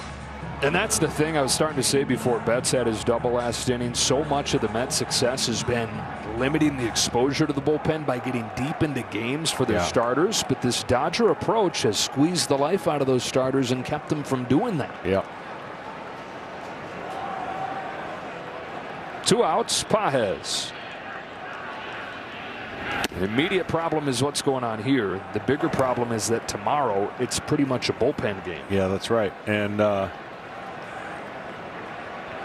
flip side of that is if they extend the series to game 6, then it's a bullpen game for the Dodgers. So the Dodgers are winning the race at the moment to avoiding a second bullpen game, whereas the Mets have to have a second virtually bullpen game like they did in game 1, even though Peterson is a starter.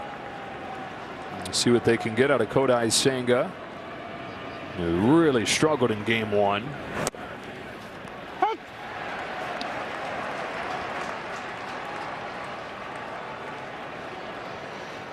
Jack Flaherty goes for the Dodgers after 7 scoreless innings in game 1 of this championship series. The Dodger team that down the stretch they're dropping like flies, starting pitchers. Bullpen had been good but not great. So the question was, did they have enough pitching to make a real run? That's gone from being the question to 4 times in the last 5 games they've had shutouts. Historically good pitching leading the way for LA. 2-2 pitch. Full count. And a head start coming for Muncy.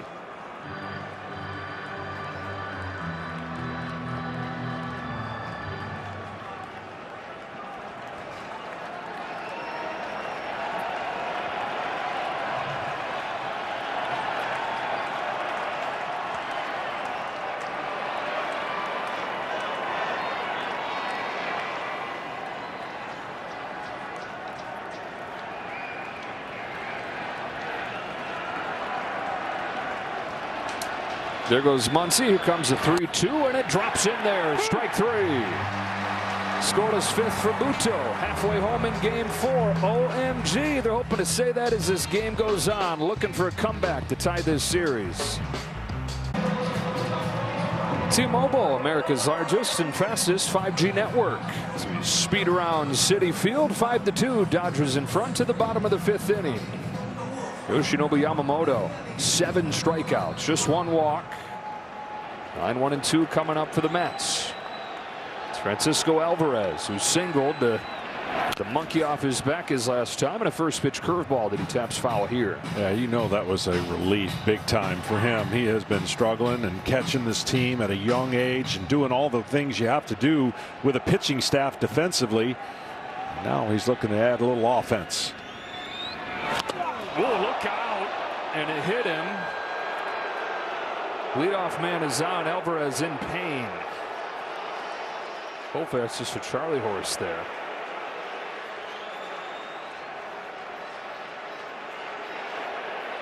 You hope that it's on the meat, not on the bone.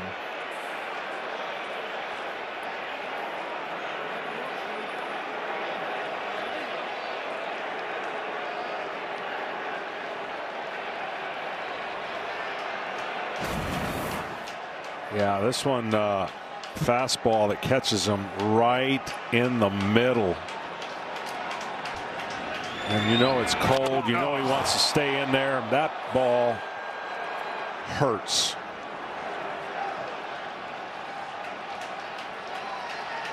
And this for a catcher who's going to have to squat down another 100 times tonight and again tomorrow. So you want to be a catcher.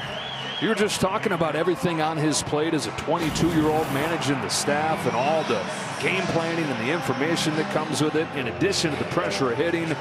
And now you can add a bruise to that list of things. Yeah, this is one of the toughest positions to play in sports as a catcher. Maybe make the argument as a center in football, but you're taking foul balls. Lindor comes up, runner at first. It's the stretch of the order that got it done for the Mets in the third. Alvarez singled, Lindor singled. They eventually got a run in. Lindor, who's taken charge so many times this year for New York. The boos have been replaced by MVP chants. Fully formed Mets hero at this point in his fourth year.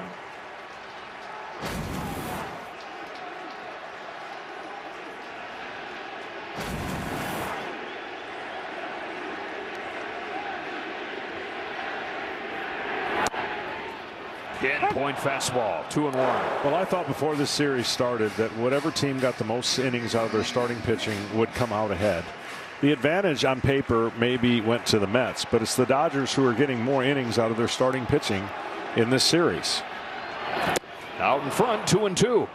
It's not by a whole lot. Yesterday was kind of a wash, but still, the games that have gone the way of the Dodgers, they get 7 innings out of one starter. And then the game that went the way of the Mets, they got, of course, a good performance out of Minaya. Comes back to strike him out with the fastball. 8 of them for Yamamoto. That's where you got to go, to a great hitter. Top of the zone, swings over the top, thinks he's got it. And the fastball's by him.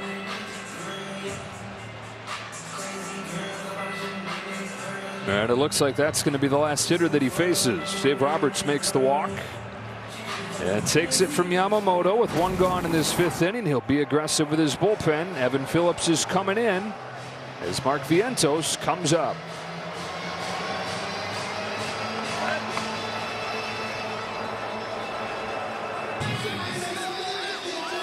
Yamamoto's 8 Ks, 1 shy of his career high, which he set against these Mets earlier this season. Goes 4 1/3, hands it off to the bullpen. And Dave Roberts told us before the game today he didn't have an exact script for how he wanted it to go.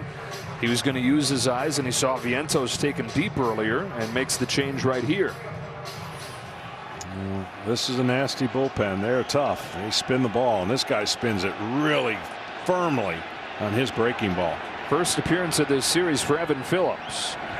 And he spins in a strike to Vientos. In the division series, he faced 13 hitters and retired all of them.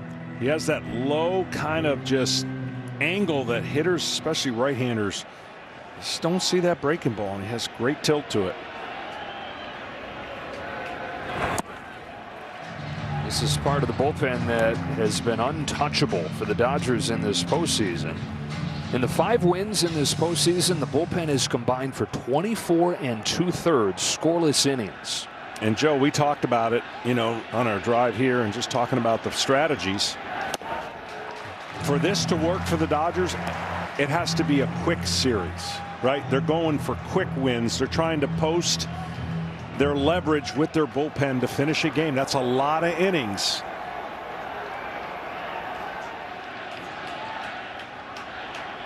And if a team were to come back against them, which they haven't yet, it would really put them in a tough spot for a longer series. But Dave Roberts trusts his bullpen. He's got a 3-run lead, much like he did yesterday.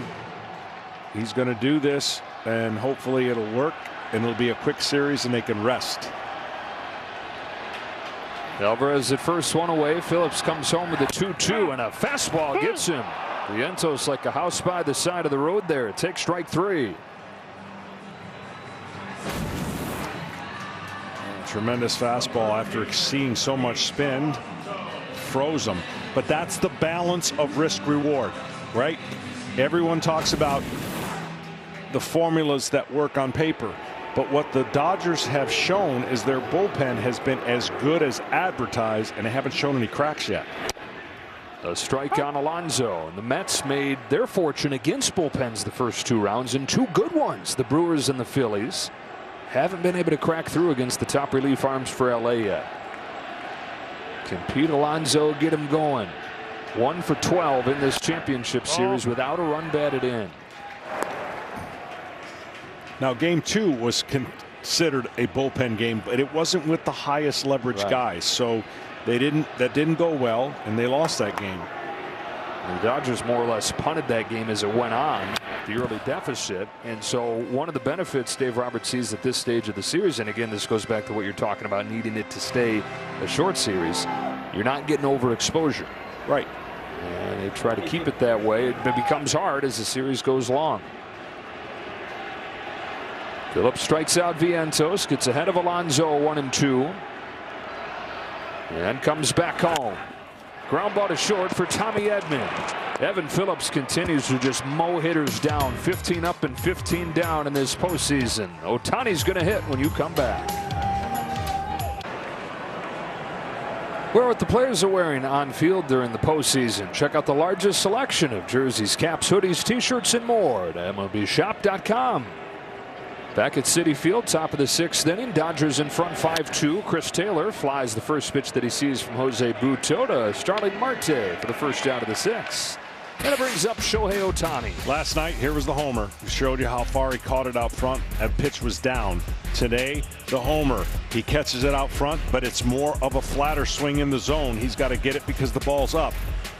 2 swings, 2 perfectly placed barrels, and the story continues with Shohei Ohtani. Little past 11 a.m. tomorrow morning in Japan at this point. The country has again become a Dodger country like it was in the 1990s with Hideo Nomo. Especially tonight, you've got Yamamoto starting. And Ohtani always appointment viewing for baseball fans over there. Game 5 of the division series, where Yamamoto faced off with Yu Darvish, was the most watched major league game ever in Japan. Early in the morning, right? Yeah, 9 a.m. start time. The next day. That's it. Ohtani's home run yesterday came on Ohtani Day, which they celebrate once a month in his hometown of Oshu on the 17th. I know it's the 17th today, but it was the 17th yesterday here, if that makes sense. There. He's got his 3rd walk of the ball game, and a perfect day going for Ohtani. The home run and now 3 free passes. You're going to like this shot watching back in Japan. One-of-a-kind contract for the guy on the left, one-of-a-kind contract for a pitcher on the right. Yamamoto is not a fairy tale story. It's a guy with the largest contract for any pitcher ever, delivering for the Dodgers here in the postseason his last couple starts. That's going to do it for Jose Butto. Ohtani and Clayton McCullough will go over there and study the new pitcher and his move and see if there's a window to steal here in a 5-2 game in the 6th. Tell you what, this Sunday slate of matchups might be the best of the year on Fox. A doubleheader starting at 1. The Lions trying to hand the Vikings their first loss of the year. And then in America's Game of the Week, the Chiefs and the 49ers, all on Fox. Phil Maton, the new pitcher for the Mets. He checks on Shohei Ohtani immediately after Ohtani went and checked on him and his time to the plate and his move to the plate. Maton's on for Mookie Betts. Knocked in a pair with a double his last time.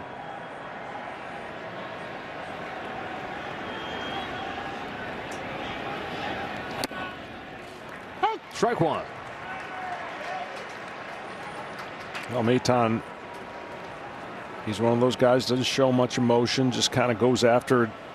Been with Houston, big moments, spins the ball on his fastball, a lot of cutters, sliders, and curveballs.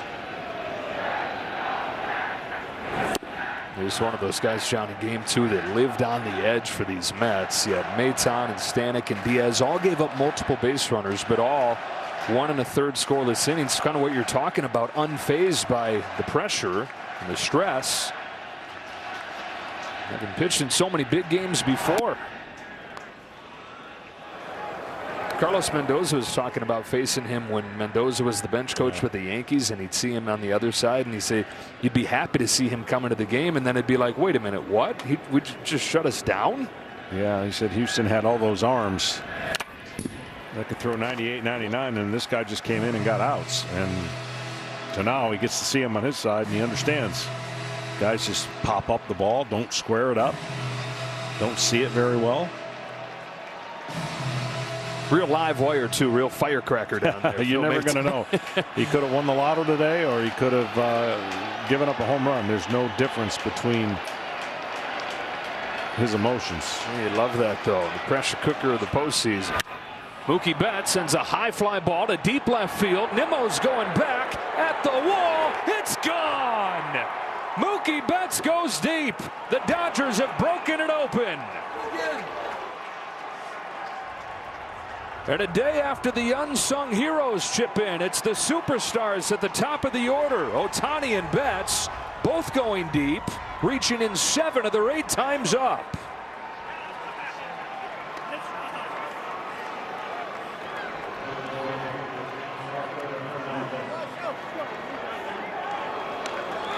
Single, double, and now home run for Mookie Betts, his 3rd one of October.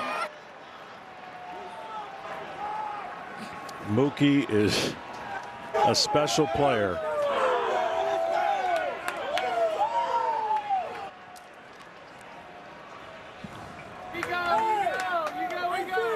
Yeah, the headlines get taken by Ohtani, and for good reason, but you got Mookie Betts, a former MVP himself, an 8-time All-Star. And he would never say this, but you got to figure there's some part of him that's like, all right, people, like, let's not forget about me. I'm pretty good, too, with all the talk that Ohtani generates. 2-0 on Teoscar Hernandez. That's the thing. You got to put your ego and pride in your back pocket in this game sometimes, because Ohtani make Mike Trout look normal, right? And Mike Trout was the best player in the game before Ohtani showed up. And now you just got to be one of the guys and enjoy the ride. And Mookie Betts is one of those special players. The Dodgers with another big game offensively. 9 runs in game 1, 8 runs yesterday, 7 runs today. It's another walk, the 7th of the game. Well, he got a hanger, and he went out and deposited it to left field.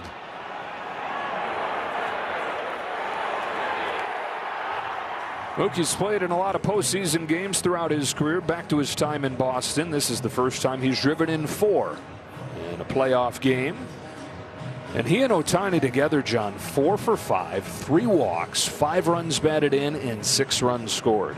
Well, and again, all the boxes that the Mets had to check for this game has not worked. You know, get out to an early lead, keep the ball in the yard, control the strike zone, and from the mound they weren't able to do it. All the walks, all the pressure, it just adds up, and it's hard to get out of all of those jams. It's hard to pitch when you're constantly behind in the count and traffic on the bases, and the Dodgers have made the Mets pay. 3 straight have reached here. Tommy Edman to the plate. Knocked it around with a double himself. And so it's not just the superstars. You've got Edman and Kike Hernandez who have done it today again.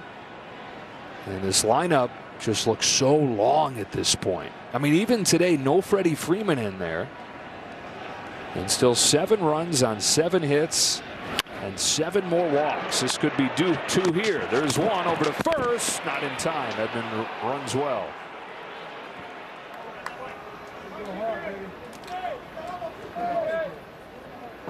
Mookie Betts, who's hearing so much criticism through the division series. His postseason struggles went back a couple years. 3 for his last 38 in the postseason coming into the division series this year. They got off to a slow start, but then those games in San Diego where the Dodgers felt like their backs were against the wall. Mookie Betts with a first-inning home run in both those games. And he said it. He knows that he's been great in regular seasons. And he said right before the start of the postseason, I know that doesn't matter. I got to show up when it matters most. And he has, especially tonight. 2 outs. Kike Hernandez. 0-2. I mean, if you think about it, the only way you can get saved by the postseason is if you've had a bad year and you have produced in the postseason. They don't even remember your bad year. But if you've had a good year, you got to have a great year in the postseason. It's not fair, but that's how you get saved. People forget about what you did in the regular season. If you Edman runs, throw from Alvarez, not in time, and a stolen base for Tommy Edman. If you show out in the postseason, they're going to call interference on Kike Hernandez, and Tommy Edman is out. The inning is over. So Hernandez called for the interference, but Mookie Betts, prior to that, his 3rd hit of the game. He's knocked in 4. He's broken it loose for the Dodgers, who are looking to go up 3-1 in this best of 7.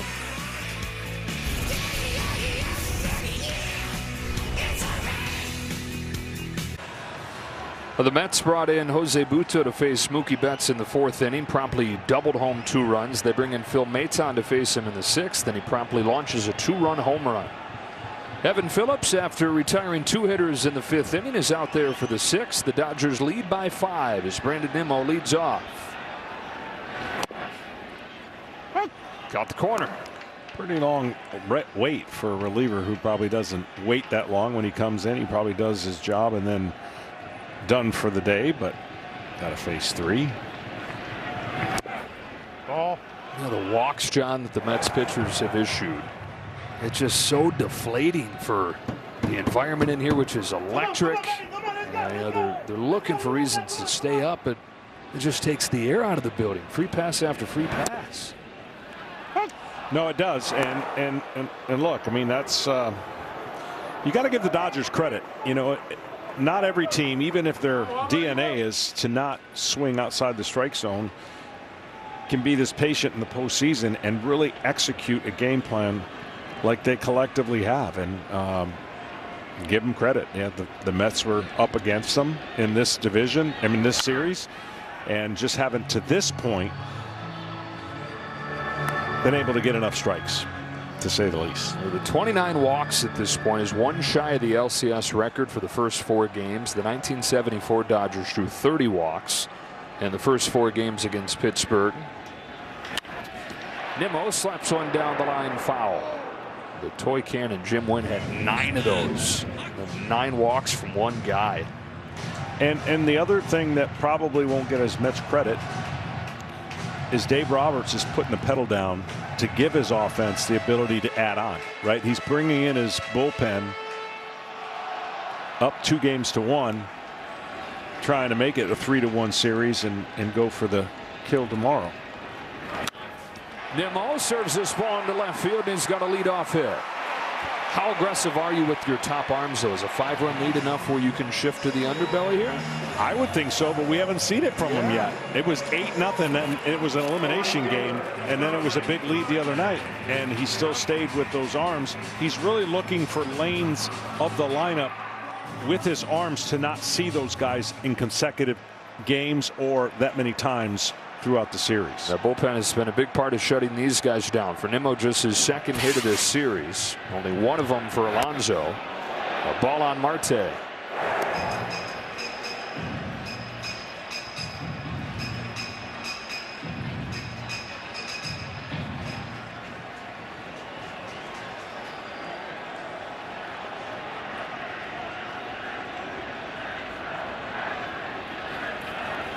I mean, yesterday he brought on Kopech in the 5th inning and then followed it with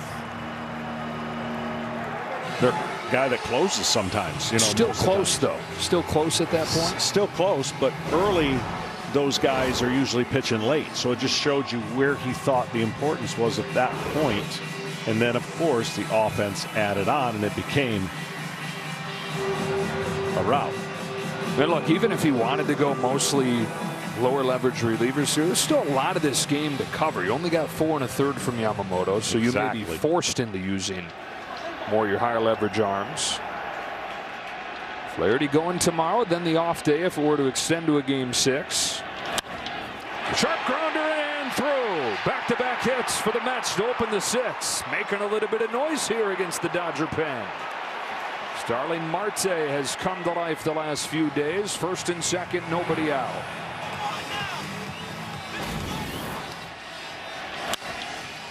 Well, 2 good signs for the New York Mets, and I mentioned that long wait for Phillips coming out in this inning and not being able to put the hitters away with 2 strikes, and Nimmo just going to be glad to take 90 feet. That's, he said, where it really hurts, having to stop. So he rounds the base there, throws on the brakes. That's where his foot really barks at him. All right, getting into the point of the game where the Mets got to have it. 2 runners on, nobody out. Anthony Bondalusens, J.D. Martinez at the plate. When J.D.'s right, he will pick apart the hole between second and first. Go to right field, right center, stay on the ball. It seems like they have, and he has been pulling off the ball, trying to get a pitch in the zone to pull for power in the air. Oh. 0 for 4. 3 Ks in his 2 games in this championship series. He's got Nimmo at second, Marte at first. Let's try to take a bite out of this 5-run deficit. There was the one he could have did it, and obviously fouled it off. But JD, through his career, was so good at this.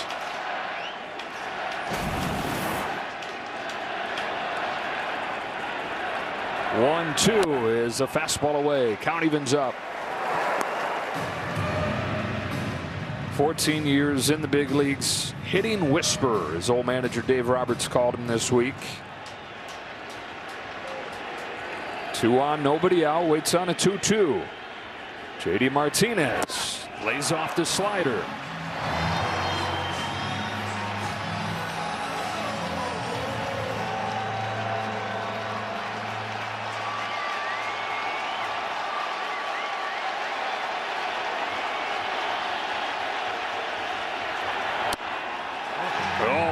Takes it for ball 4 to load the bases. J.D. Martinez with an impressive at-bat against Evan Phillips.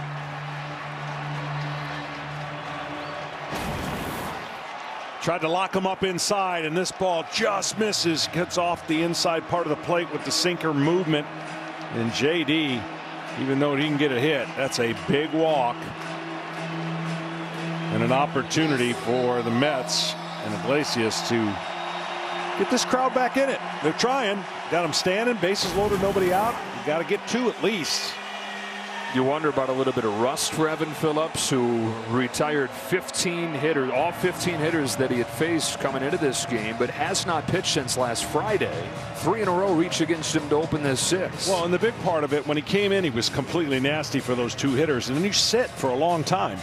And relievers are not used to doing that too often. He comes back out, and they're probably going to give him 1 more hitter, I would think. What has been a back and forth huge momentum swing of a series. Dodgers 9-0 in the first game, biggest shutout loss in Mets history. They respond right away the next day with the early runs, the leadoff shot from Lindor, the grand slam from Vientos. But then it gets turned on its head again with the 8-0 defeat yesterday for New York. And now down 7-2. Bases loaded though. And Jose Iglesias, the good vibe guy. First pitch action, Iglesias. Oh, good pitch inside. That's how you take an aggressive hitter on the first pitch and kind of lock him up with that pitch inside.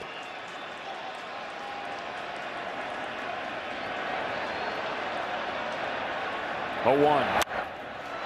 Flip down the line. Betts is over near the sidewall. And it's 0-2. Jeff McNeil is in the on-deck circle. It's Harrison Bader's spot in the order, the 8th spot. And Carlos Mendoza ready to pull the trigger on him as a pinch hitter.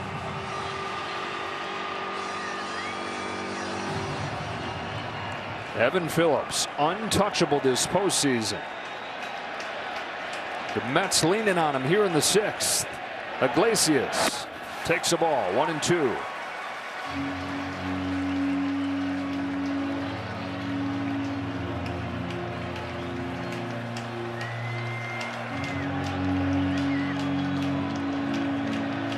This place is dying to break loose. They would go crazy over a bloop or a blast. 1-2. He got him with a fastball. Iglesias down on strikes, 1 gone in the 6th.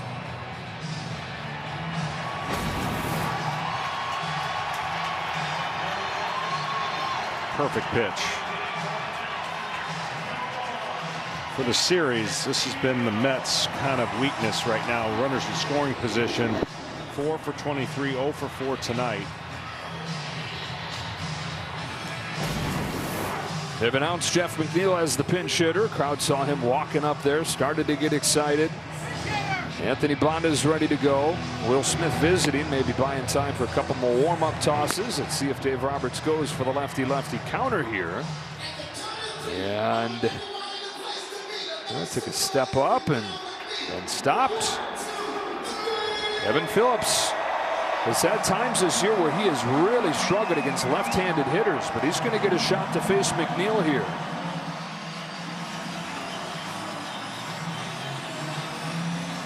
Bases loaded, 1 away. 3rd at-bat of the postseason. 3rd at-bat in the last month and a half for Jeff McNeil, who broke his wrist the first week of September.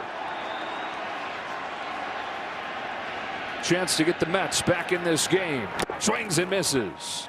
Tough spot for Jeff McNeil, but he's such a good hitter that uses his hands, trusts his hands, and you wonder how many reps could he have gotten with that wrist healing up and trusting it.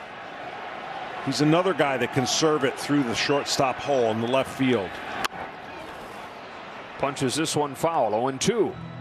But his 2 previous at-bats, if I remember correctly, was a pop-up and another pop-up, just getting beat. You can understand the timing of just a big league hitter not having the reps and having to be here in the bases loaded 0-2 count. Parachuted right into the biggest games of the year. Stays alive.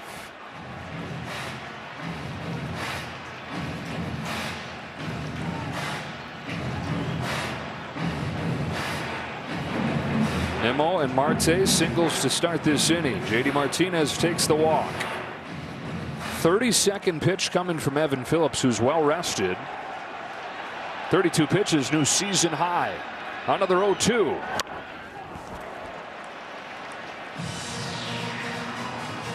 McNeil has such unique batting style and a bat that has no knob. He chokes up with 2 strikes. There's no end to that bat. It's just kind of a ability for him to trust his hands with choking up, shortening up. He's fought off a couple, another 0-2, and he takes this one low. Won a batting title with that bat a couple years ago. 2-time All-Star. And Carlos Mendoza playing this card right here. 7-2 game, bottom of the 6th. Bases loaded, 1 away. 1-2 from Evan Phillips. McNeil flies it to right center field. Betts comes on along with Pages. Pages makes the grab. Nimmo holds. The throw to the plate is a good one. Well, with Nimmo's lack of speed right now with the foot and with Pages' arm, nobody comes across there. 2 gone in the 6th.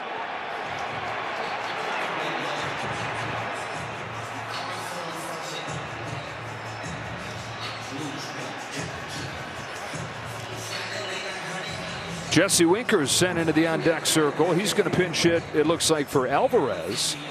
And now Dave Roberts will make the change. Anthony Bond is ready to go. Evan Phillips throws a new season-high number of pitches. Leaves with the bases loaded behind him. A smile from his manager. Will hand it off to the left-hander here.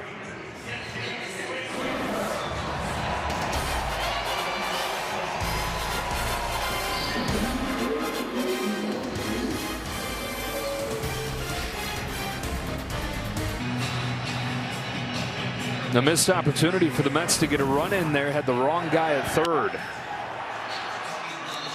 Yeah, you just can't take that chance.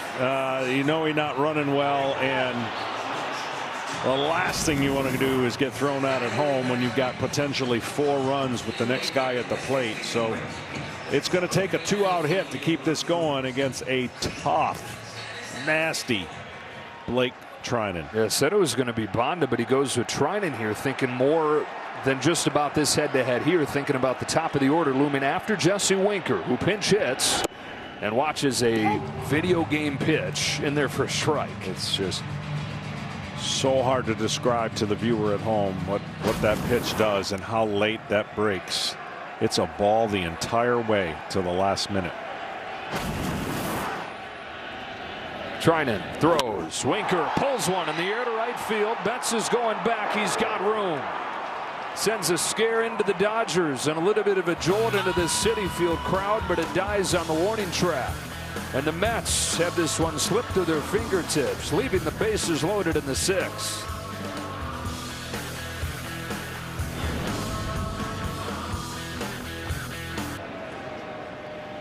Dodgers able to navigate that traffic in the 6th. They hold a 7-2 lead as Max Muncy leads off.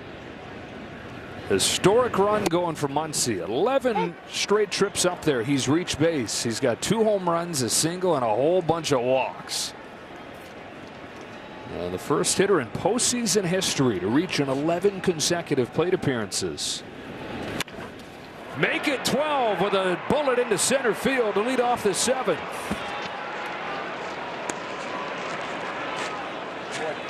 He's unconscious right now. It's pretty impressive, to say the least. No Freddie Freeman, no Gavin Lux, but the left-handers in the lineup for the Dodgers have held their own. Ohtani, 4 times on base. Max Muncy, 4 times on base. That's 8 in my math. Yeah, that's pretty good quick math there. It's 7 runs on 8 hits for the Dodgers. And then those 7 walks as well. So leadoff man on, Will Smith up. A couple defensive changes after the pinch hitters. Luis Torrens, his first appearance of this championship series, takes over at catcher. And Tyrone Taylor's in center after they pinch hit for Bader with McNeil. So 2 for 1 in both those spots. 1 move. And the Mets running out of time here. It felt like a gotta-have-it situation in the bottom of the 6th. Finally putting some traffic out there against the Dodger bullpen. Loaded the bases with nobody out. But then the bottom of the order down in order.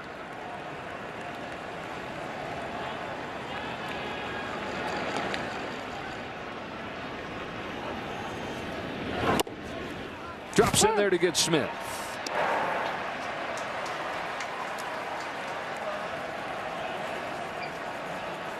A word from FanDuel.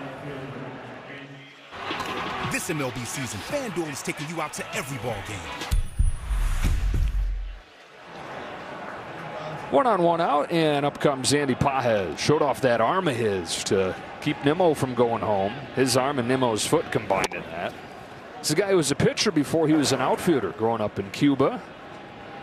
His dream was to play for the Cuban national team, and big leagues felt far-fetched for him, but has made that dream come true as well. Just 23 years old. It was looking like he was going to reach the big leagues even earlier than that. You go back to last year, but then he blows out his shoulder on his first swing of the year at AAA and misses the entire season. And so comes back a little bit off of the grid. Huge spring training. Caught up a couple weeks in. And let's not forget, he knows what every pitcher is going to throw, not only in a game, but against him. You know why? Video game guy. Video game, boy. He's got all those MLB The Show, and says it actually really did help him in his approach to hitting. World class MLB The Show player. Yeah, like one of the best in the country. Yeah. World. Don't stop there. Whole world. Go beyond the country? Oh, yeah. The whole thing. This guy right here, Andy Pages.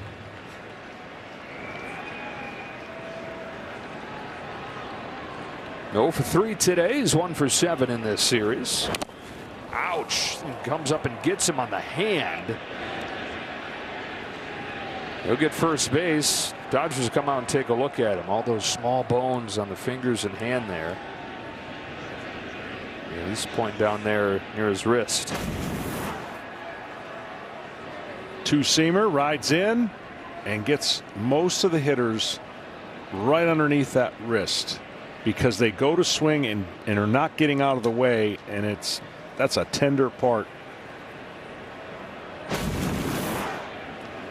of your arm.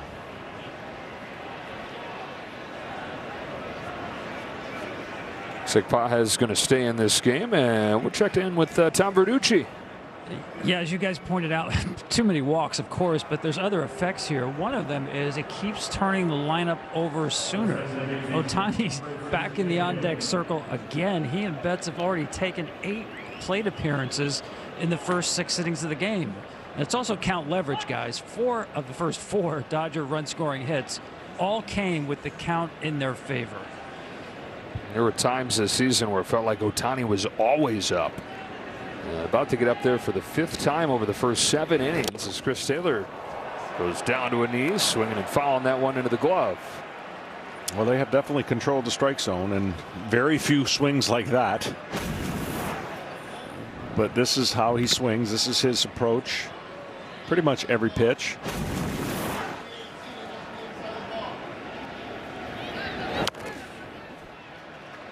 John, the guy told you at the airport you no longer trigger him, and somebody just shouted up from the seats down there, "Smoltzy, get loose."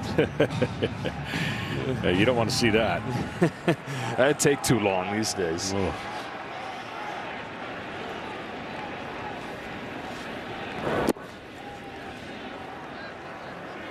So 7-2 lead for the Dodgers, looking for more here against Maton. Jack Flaherty lined up tomorrow. Dodger fans starting to smell it, looking for their first trip to the World Series since 2020. Coverage will start at 4 o'clock Eastern tomorrow. 5 o'clock first pitch. Taylor chases, 2 out. And another chance here for Shohei Ohtani, who has scored 4 runs in this game already, and it's going to come against a new pitcher as Carlos Mendoza goes out there. Ohtani will get a little bit of a break over there and check the scouting report on whoever they're bringing in. Take a break. Back to Queens in a moment.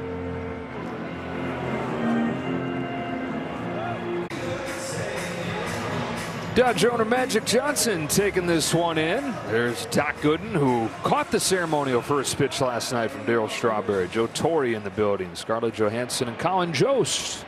The celebrities taking in the festivities. Game 4 of the National League Championship Series. Shohei Ohtani's reached all 4 times, scored 4 runs. And he takes a ball from Danny Young. Well, Young with that low 3/4, tough on lefties to pick up the ball. But this is not an ordinary lefty. Retired him in game 1 of this series, low leverage spot. Ohtani, the first player of the live ball era, which goes back to 1920, with a 17 for 20 stretch with runners in scoring position.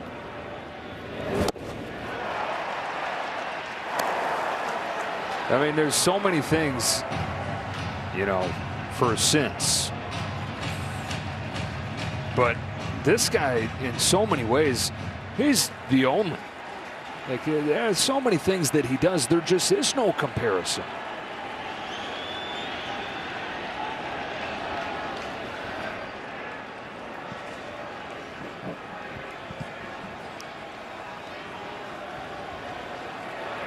Muncie's a runner at second. Pages at first, and a 1-2 coming from Danny Young. Ohtani breaks his bat. Bounce it to second. Sprinting up the line. Just in time to get him with a shovel from Iglesias. Middle 7, 7-2.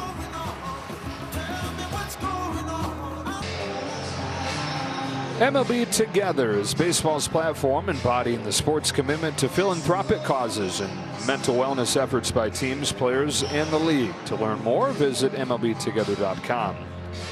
Blake Treinen's going to stay in here. Top of the Mets order coming up in a 7-2 game. Bottom of the 7th inning in Queens. Dodgers with the fast starts have taken the life out of this building that was just bubbling with anticipation. Just electric to start the night both nights. But the Dodgers, something they've done in all 4 road games in this postseason is score first. Yeah, I mean, I know they haven't played a ton of them, but they haven't lost a road game. Just the first one. Just the first one. That's right. And since then, they've been unbelievable. And I think what the formula is pretty simple for the Dodgers. They accomplish so many different things by getting out ahead and then letting their bullpen go to work.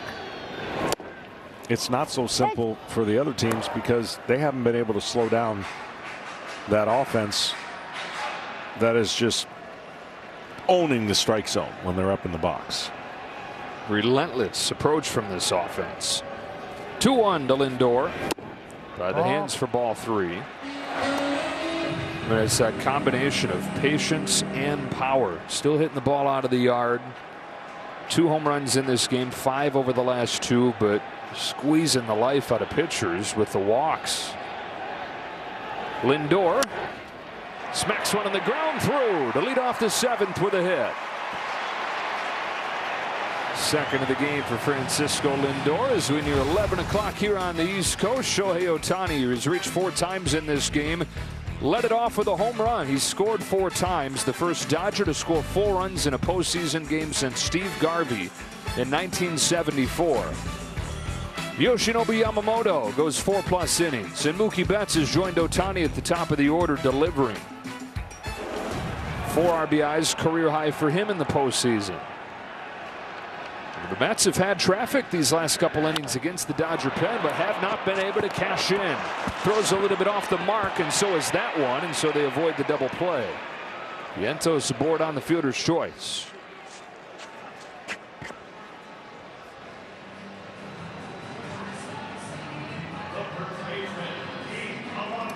Blake Treinen has such great movement on his sinker that goes into a righty, and the curveball that goes away from the righty.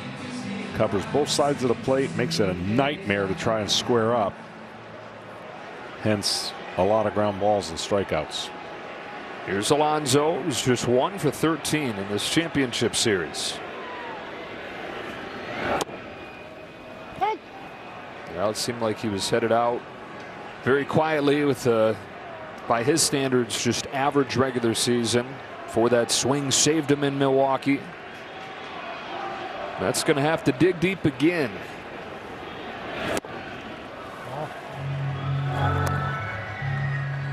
Now they've lost the advantage of having the home games, coming here with the series tied to 1, having their pitching lined up. Severino couldn't do it yesterday. Quintana couldn't do it today.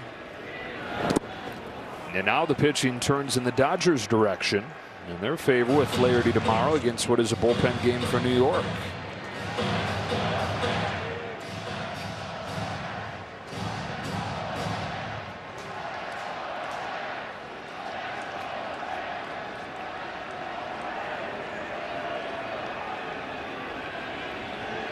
Two and 1 on Alonso. Here comes Treinen. Swing and a miss. Everything moves. Yeah, it's the perfect recipe for a lockdown reliever when you can cover the inside part. Nasty. Curveball away. Nasty. Hitter's got to hope for a mistake.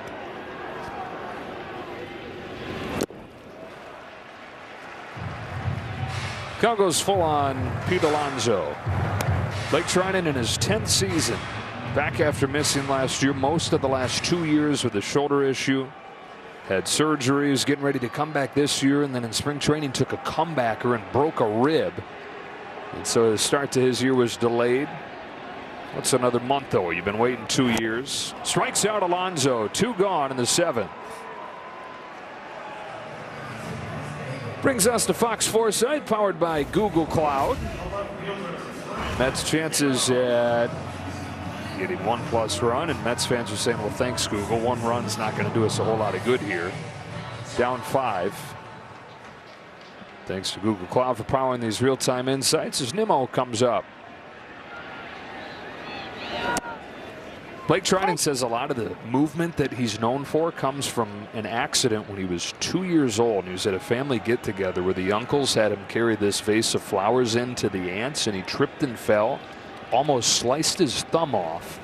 Goes to the hospital. The doctors make sure they can get it back on there, but it's a little bit deformed, and so the way that he holds the ball, he thinks is kind of his superpower that helps the ball move like just about nobody else can make it move. It's pretty amazing.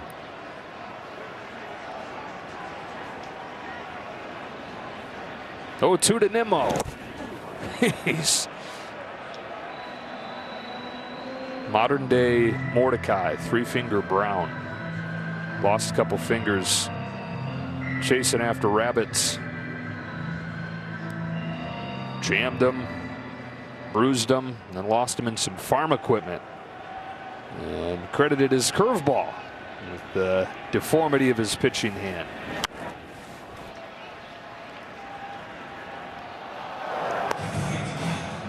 Well, the Mets, if they don't come back to this game, it's the obvious is they got to face an elimination game, and they faced a lot of them down the stretch. And they were in that mode. Did a nice job when they had to face that game in Milwaukee. Didn't really have to face an elimination game in Philly. Nimmo cranks a base hit to right. First and third with 2 out.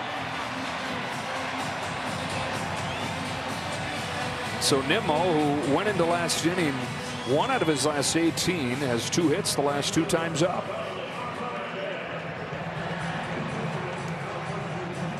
That's 5 base runners against the pen the last 2 innings.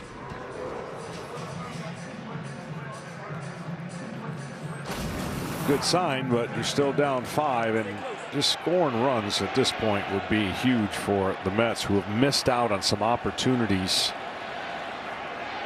Of course, bases loaded, nobody out. They got a run in the first inning. They got a run in the third. Yamamoto quieted him from there. But then chances against the bullpen that you're not normally going to get the way this bullpen has pitched. That one you're referencing last inning. And a 2-out chance here for Marte. 1 for 3. Chases, and it's 0-2.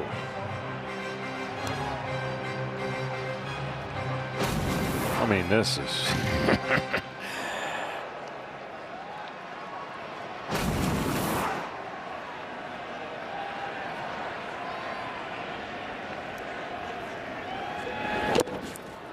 Will Smith able to knock that one down. You know, Will Smith has not hit in this postseason, but they've raved about the way he's handled the staff, the way that he's blocked balls. Yeah. And the way he's calling the game, he's reading swings, not just going so much on information. So he's seeing things that he likes, and he probably was a big reason why. And, you know, Walker Buehler changed up his pitching yesterday. It worked out well. Fly to right field. Mookie Betts twists around, settles under it, and the Mets strand 2 more, sending this game to the 8th inning. Dodgers have a 2-1 series lead. Dave Roberts' club has a 7-2 lead in Game 4.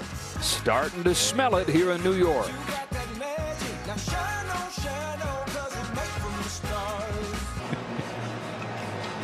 Mookie Betts walks up there to lead off the 8th inning with a single, a double, and a home run. It's only been 1 postseason cycle.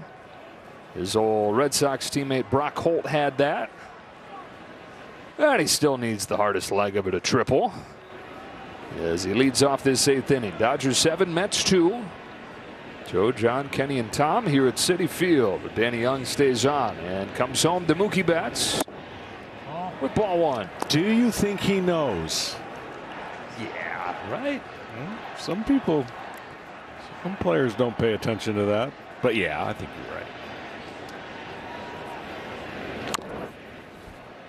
Not enough has been talked about, I don't think, John, what Mookie Betts has done this year, the selflessness of his move to shortstop. You know, the days before the season, he's already planning on coming in to play second base. But then Lux is struggling defensively, coming off his knee injury, and Mookie says, I'll do it. I'll go play short. Talk about the willingness to be vulnerable like that for a perennial Gold Glover, inner circle superstar who exposes himself and goes and plays the toughest position on the diamond. And he's got another base hit here, a 4-hit game for Mookie Betts. A decade is one of the game's best, but showed off another quality this year with that selflessness. Yeah, for sure. I mean, I was in awe when I saw him doing it. A lot of people wondered, could you actually take that into the postseason? Well, they put him back in the outfield, made some trades, got some coverage there. And he's starting to free up in the postseason, much like he would do in the regular season. Strike on Teoscar Hernandez. For a lot of his life, a defining trait has been that he loves a good challenge, and hard to think of a bigger one than a last-minute move to short. So as tough as it was for him, in a sick way, he said he loved every second of it. He loved the process of going out there and spending hours every day taking extra ground balls, and might not have stuck there, but came out of it feeling like, he said, stronger than he even realized he was. As difficult as that was, as much work as he put into it.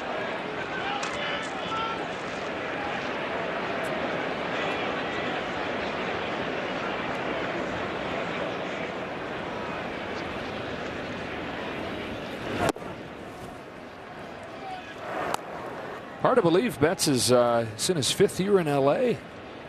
Next year he'll match the amount of time that he spent in Boston. 6 years with the Red Sox, 5 years with the Dodgers, World Championship in his first year. And looking for his 3rd career ring. Got one against LA in 2018 when he was with the Red Sox.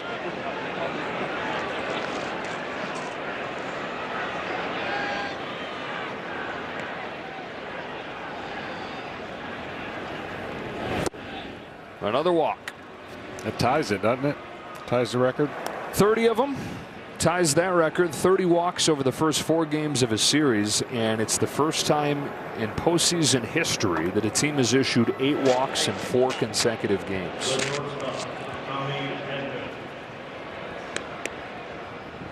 They're going to pinch run for Teoscar Hernandez. Kevin Kiermaier goes over there to run for him. Second walk for Hernandez, who still looking for his first hit of this series, but even Teoscar's getting in on the walking action. Somebody who doesn't normally walk a whole lot. 2 more walks today, 6 in 4 games.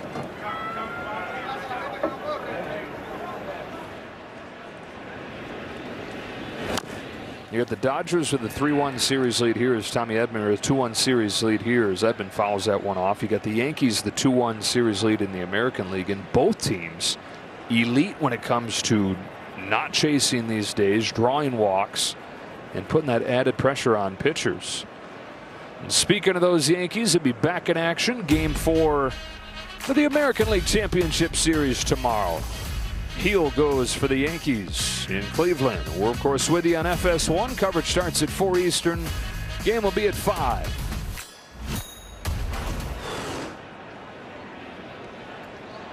RBI double for Edman in this game. He's knocked in a run, had a hit in all 4 games. There's a starter for LA tomorrow, Jack Flaherty. Gonna house money if this thing continues to head down this path. And it does, with a scorcher into the corner from Tommy Edman. Betts can jog home. Kiermaier's right on his heels. Edman's got his 2nd RBI double of the night. And the Dodgers with a 9 spot. 8+ runs in 3 of the 4 games in this series. They are relentless, and it's part of how they have been able to separate themselves, with the exception of 1 game where they won their elimination game 2-0. they have pretty much blown out the rest of their teams. I mean, it is a machine at this point. You combine the historic pitching with this offense, I'm sure we're getting into historic territory with the amount of runs they're racking up here. Dodgers as hot as they've been, as complete as they've looked, maybe all year at the right time. Hernandez serves one into right field, a base hit of his own, his second of the game. They stop Edman at third. I mean, it's cliche, postseason, who's playing well at the right time, who's healthy at the right time. But the Dodgers are a great example of why that cliche has become one. On a tear here. And looking unstoppable at this point. Dodgers 9 runs tonight. The Mets 9 runs in this series. And they have found a way to put 4 crooked numbers on the scoreboard. Max Muncy, can he keep it going? 12 consecutive plate appearances. Our graphics department's starting to get nervous about him keeping it going. I don't know how much farther that graphic can go up the screen. Gonna have to shrink that font. Previous record was 10. Or over the last 25 years it was 10. This is now tied with Reggie Jackson. Anytime you're getting your name in there with Reggie Jackson in an October category, it's something special.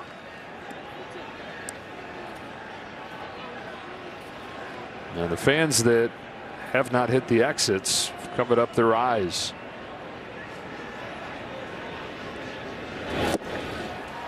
There's a chase from Muncy, and his streak ends at 12 consecutive plate appearances.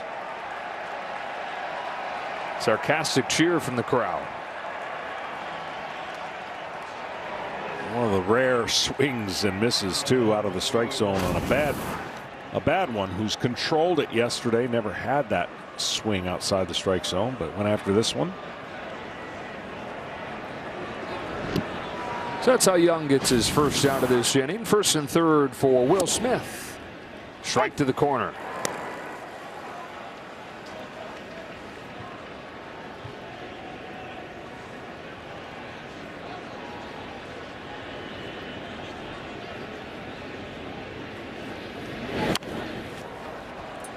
Smith's 0 for 4 today.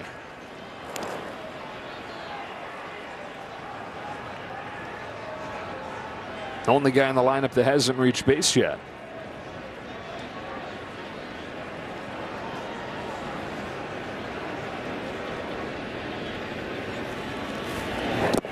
You can just take a look at the pictures we're seeing of these fans and remove the scoreboard and have a pretty good idea.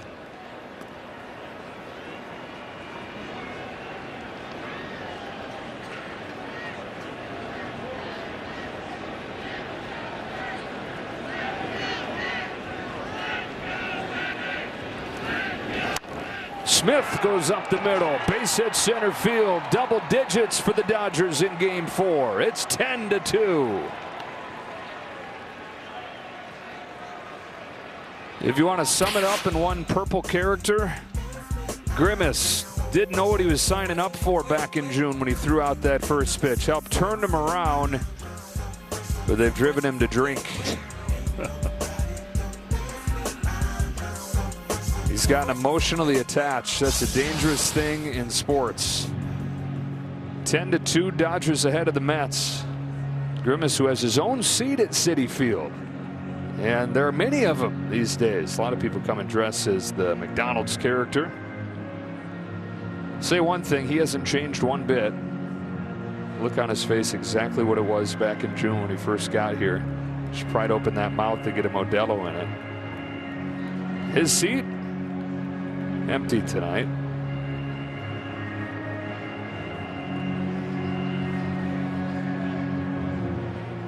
And Mets fans hoping that the magic hasn't run out. There's still some magic left in this season. Take a miracle rally here And then a rally in the series as Pages flies to the warning track. That's caught by Taylor.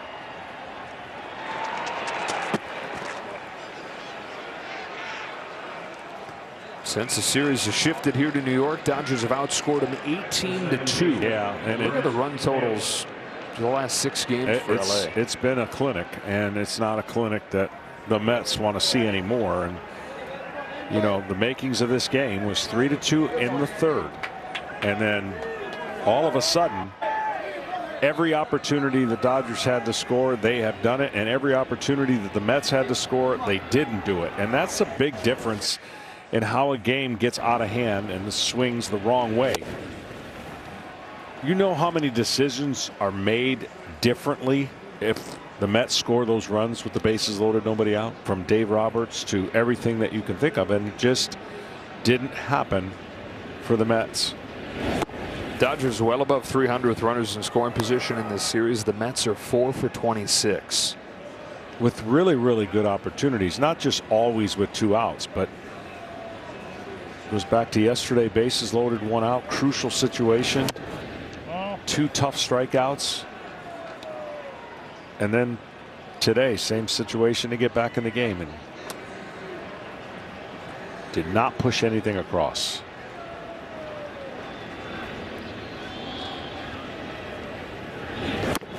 He had those 5 runs in the 2nd inning of game 2.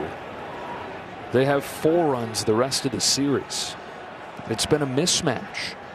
Well, the 1 run they got, they beat out a double play with, is it runners in first and second or bases loaded?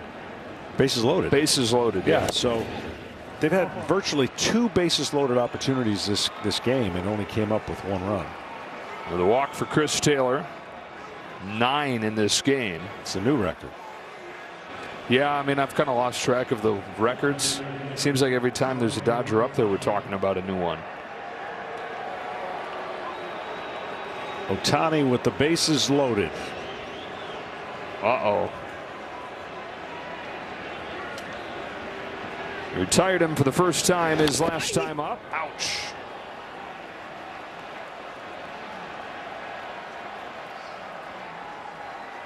Dodger fans hold their breath here. Put him in bubble wrap. Put them all in bubble wrap the way it's looking. Wrap them up in foam like the kid in Little Giants. Oh, that is hard to do right there, by the way. That's his back leg. He does that often. Wow. Last time that happened, when the next pitch a home run? Yeah, he's done that a time or 2 as well.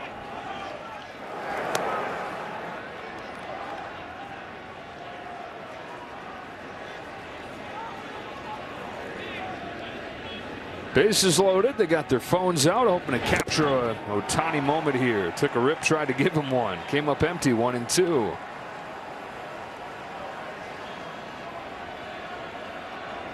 Among the many things he's led the majors in this year, he's got the #1 OPS in baseball from the 8th inning on.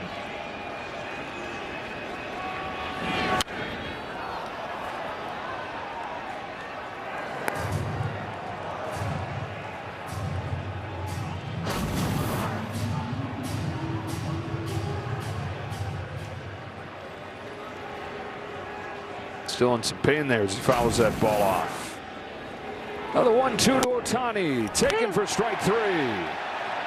Young gets him for the 2nd time, but the Dodgers get a few more here in the 8th. All smiles for the Dodgers, long faces for the Mets. Dodgers on the verge of a 3-1 lead in the National League Championship Series.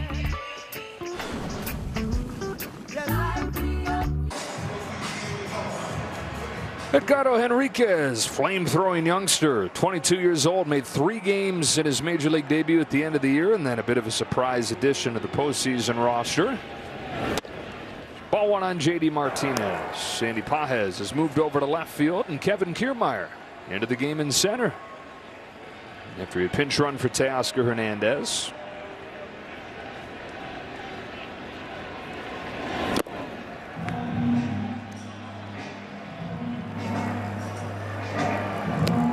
It's not often you have this many stress-free games as a manager when you're on the winning side. It's just rare.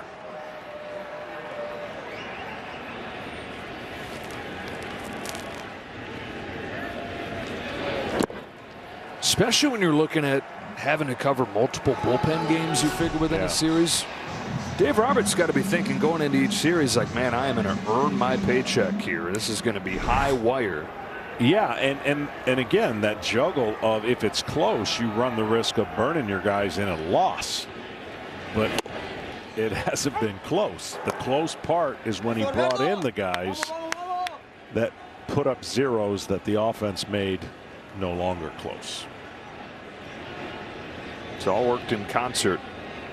And it has been domination for the Dodgers. 3-2 on JD Martinez. 6, 7, and 8 coming up here. You know, the Mets tied this game with a Mark Vientos home run in the first inning, and there they were again with the response. But the Dodgers have just kept on adding on. The Mets missed opportunity after missed opportunity. It's a leadoff walk here for Martinez. And looking ahead to Game 5, what's going to be a bullpen game, and Ken Rosenthal, the Mets will, it looks like, be trying to save their season. That's right, Joe. And one of the questions Carlos Mendoza is likely to face after this game is why he didn't manage with more urgency, perhaps in that 4th inning when Quintana was struggling again. David Peterson was not used. No high leverage reliever was used in that spot as well. So you've got Peterson for tomorrow. That's fine, either as a starter or a long reliever behind Kodai Senga as a starter. But you didn't go for the urgent position tonight. You didn't go for it the way other managers have this postseason. Stephen Vogt managing almost in a panic, it seems at times, with that strong bullpen he has in Cleveland. So you've got Peterson for tomorrow, and we'll see how it works out, but you'll also be down 3-1. My counter to that would be that he doesn't have the guys to go to. The whole thing needs to be his starters going deep, and they just haven't been able to. Yeah, the success of the Mets has been because they have had length out of their starters, and they just hadn't gotten it in a situation other than Manaea. And to turn this around, to face elimination the rest of the time, they'll have to pull that magic back out. Right side of the diamond, Muncy to get Iglesias. Tom, what do you think? Well, I think the first decision, obviously, for Carlos Mendoza is who starts the game tomorrow. You could say David Peterson. Yeah, okay, but we saw Peterson on Ohtani in Game 1, and he hit a double 116 miles an hour off the wall. The other option, of course, Kodai Senga, who seems to be in spring training mode, quite frankly, coming back from that calf injury. Job one when you're playing the Dodgers, don't let them play from out front. They're 72-16 when they score first. And Joe, we talked about this coming into the series. Who do the Mets have to neutralize Shohei Ohtani? That question still lingers. He's been on base 11 times in 4 games. Any chance you bring Manaea back on short rest tomorrow with your season on the line? No. I mean, there's a chance, but just based on how much these starters have extended themselves and gone beyond the innings that they're used to, I would say no. Your best chance is to reboot your 2 starters for 6 and 7. And yes, you got to get there. I get it. Taylor, good range to get to that ball, and they get the out at second. Heck of a play by Chris Taylor to Tommy Edman. I mean, the best case scenario for the Mets tomorrow is they're going to use everybody in their pen. They're going to play the game that the Dodgers played against the Padres.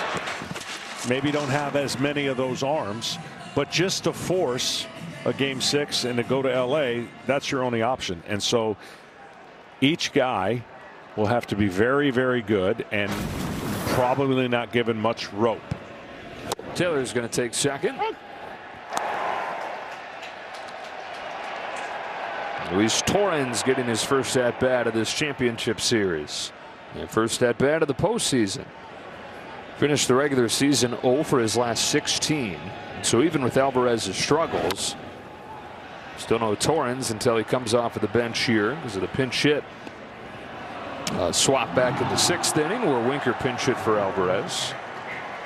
You know, I've often said this, that postseason baseball is like trying to pitch in Colorado. It's hard to get 3 outs clean. And there haven't been many clean innings against the Dodgers. And when you don't have clean innings, it feels like you're pitching in Colorado. Tough to get those 3 outs. And it's been proven really what the Dodgers have done the last couple times. Even if they didn't get the leadoff hitter on, it seemed like the next hitter got on. So there was always a scenario that felt like a rally.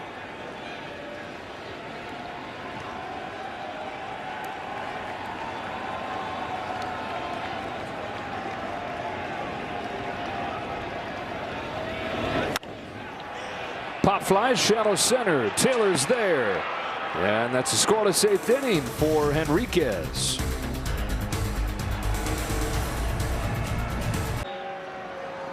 Dodgers have 66 base runners in 4 games in this championship series, and they lead game 4 10-2 to the 9th inning. Mookie Betts already 4 hits, career high for him in a postseason game. 4 hits, 4 driven in, 3 runs scored.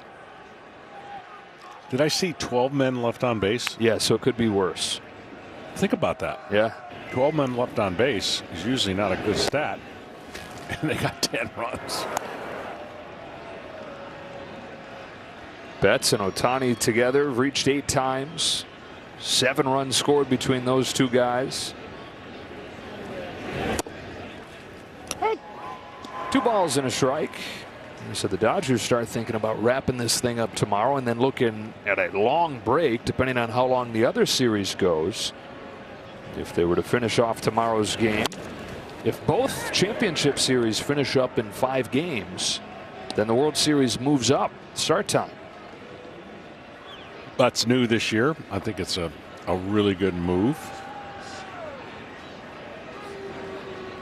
It would go from Friday the 25th for game 1 to Tuesday the 22nd. And either way, if the Dodgers are in it, they'd host it. They're the first World Series games at Dodger Stadium since 2018 when Mookie Betts is there playing on the other side. Rolls this one to second, picked up by Iglesias for the first out of the 9th.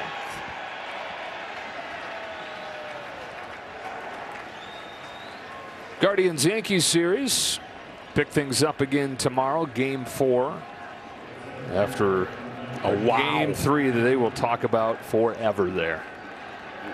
Wow is all you can say, and serious drama. Kiermaier's first at bat. Both sides. I mean, you had Judge hit the home run to tie the game, and then Giancarlo Stanton follows him with a home run of his own. Yankees took the lead, looked like they're ready to take a 3-0 series lead. And then some Guardians magic. Bottom of the 9th. 2 outs. Amazing. And I swear we follow baseball really closely. They got guys showing up doing stuff just about every day that I swear I've never heard of. We're going to learn about them, but for the Guardians. Yes. It's impressive what Stephen Vogt has done.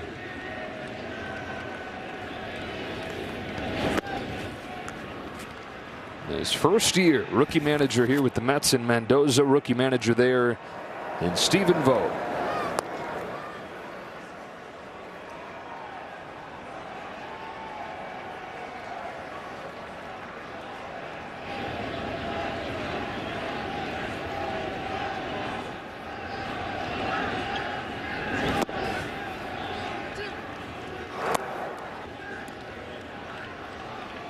Luis Gil will start for the Yankees tomorrow.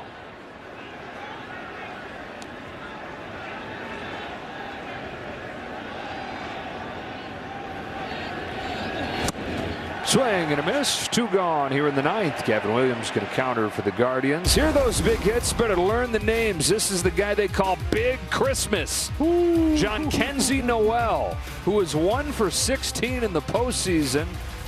Does that to tie the game with the Guardians down to their last out.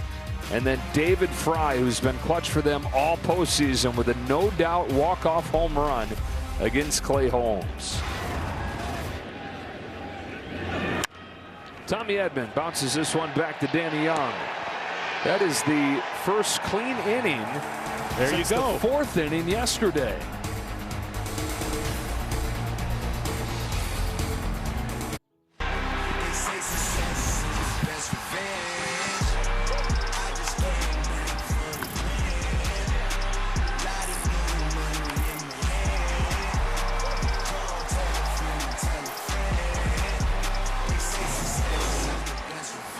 Top of the Mets order coming up. Last swings here in Game 4. 10-2 the score. Francisco Lindor lead things off. Edgardo Henriquez trying to finish off this game. Got 3 outs of the 8th inning. And back out there for the 9th. Dodger pitching the last 6 games. There's 4 shutouts in there. There's 2 runs here for the Mets today. 7 runs the Mets scored in Game 2. You put it all together, though, and it's been the pitching and the offense. I mean, it's hard to take a pick. It's been a full-fledged stomping going back to that 8-0 win in Game 4 in San Diego.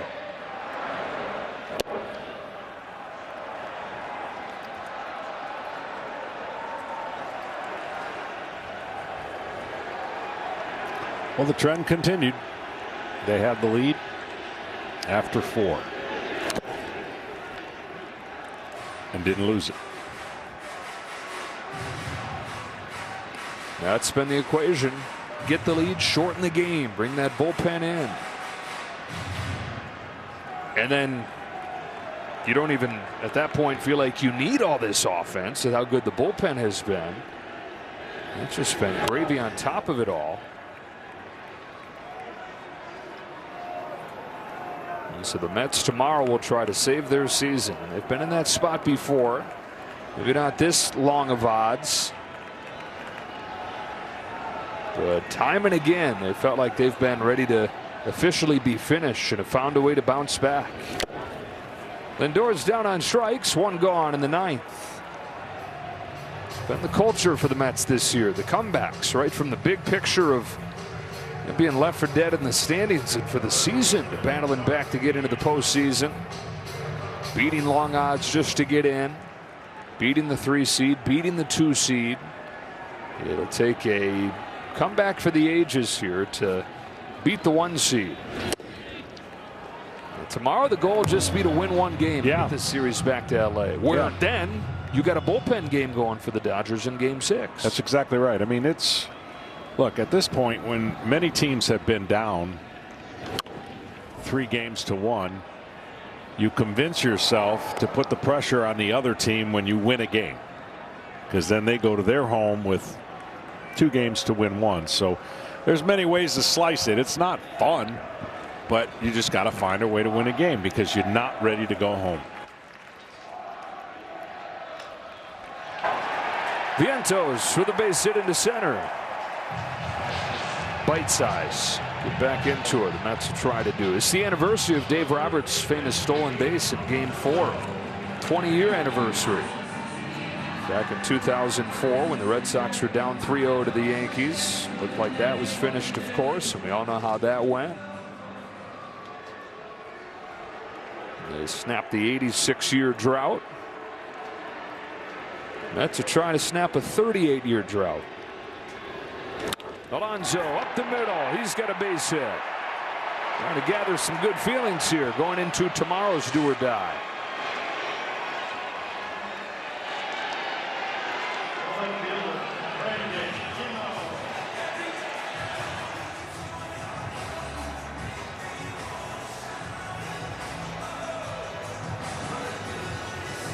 Nimmo's already got a couple hits of his own. Came into the game 1 of his last 16, but 2 for 4 with a run knocked in today. Well, the Mets have 10 hits. You're looking at the hit scoreboard, and it's 12-10. Went to Phillies up 3-1 last year against the Diamondbacks, and they came back, shocked the world. Nimmo to first. Muncy knocks it down, gets the out at second. And the Mets are down to their last out here. Similar situation, too, where they had to go back to Philadelphia. Yep.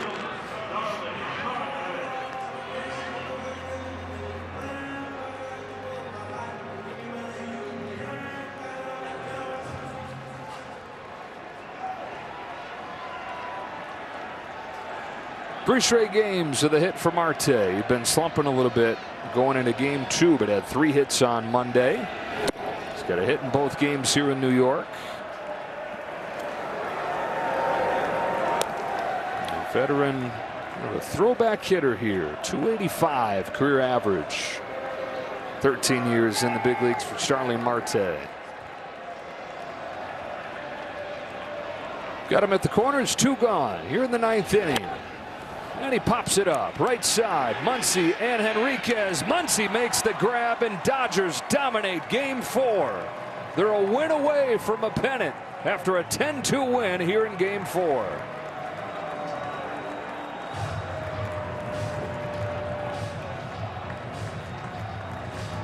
Dominant offense. Ohtani scores 4 times. Mookie Betts gets 4 hits, drives in 4. And they made the pitches when they had to. Plenty of traffic, but time and again, the Mets strand runners aboard. You go back a week, and the Dodgers were in a so much different position. Everyone was talking about what they hadn't done. Elimination game in San Diego, and they have been nasty ever since then. And it looks like a whole different team, a different attitude, and certainly 1 win away from where they want to go, and that's the World Series. And the Mets will try to become the 9th team in 47 tries to come back from down 3-1 after this 10-2 beatdown for the Dodgers over the Mets. Outscoring New York 18-2 in the 2 games here at Citi Field, where the Mets had been almost unbeatable the last month. Let's go down to Ken Rosenthal. Thanks, Joe. Tommy, you didn't play this season until August 19th. You were coming off the wrist surgery. You had a sprained ankle. And now you're having an amazing NLCS. What has been the difference? Has it been just better health, timing? How would you describe it? Yeah, I mean, I think just kind of getting into mid-season form. Kind of like you said, I didn't start till August, so I had that kind of spring training phase, and now I've been hitting my stride the past couple of weeks, and it's been good. Our team's been gelling as a whole. We've been playing really well, and it's been exciting baseball. You were part of some pretty good offenses in St. Louis. This offense is doing historic things in this series. What is it about this group that is so different, so special? Yeah, it's ridiculous. We got so much talent, but not only that, we got a bunch of guys who work hard, great resilience. We've had a few lulls, like relative lulls by our standards, throughout the second half of the year, but, they don't last very long, and we just come back fighting, regardless of how we're feeling. Now, you're 1 win away from going to the World Series. What is your level of excitement now that you're this close to what every kid dreams of growing up? Yeah, 1 win away. Last time I was in NLCS was 5 years ago, so just been trying to get back to this point and hopefully have my first chance to play in a World Series pretty soon. Last thing, Tommy, you're pitching. It's been dominant in this series. You didn't get a shutout tonight for the first time in a couple of days, but what do you think? What has been the difference with the pitching? What makes them so good? Yeah, they've been lights out. I mean, Yoshi was great today, bullpen great as always, and they just got that bulldog mentality. They know they're better than the hitter and just going to go out and attack them. And this whole playoffs, they've just been unbelievable. It's been fun to play behind for sure. Tommy, congratulations. Thanks a lot. Thank you. Now over to Tom Verducci. Well, thanks, Ken. Max Muncy, they've been playing postseason baseball for more than a century. You are the first one in one postseason to get on base 12 consecutive times. What does that accomplishment mean to you? I wasn't even aware of that.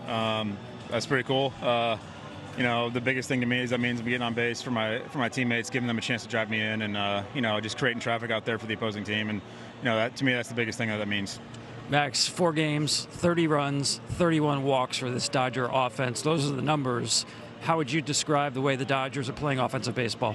We're playing our game right now. We're playing Dodger baseball. That's something that we do extremely well during the regular season, and we're staying within ourselves. We're not trying to do too much at the plate. We're not trying to chase things around. We're staying within the zone, and it's getting good results for us.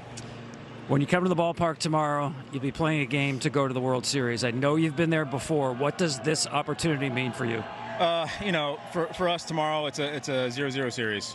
We got to go out there and take care of business. We're not thinking about one more game. We're thinking about tomorrow's a 0-0 series. We got to go out there, prepare the right way, game plan the right way, get our approach going, and just take care of business and play Dodger baseball.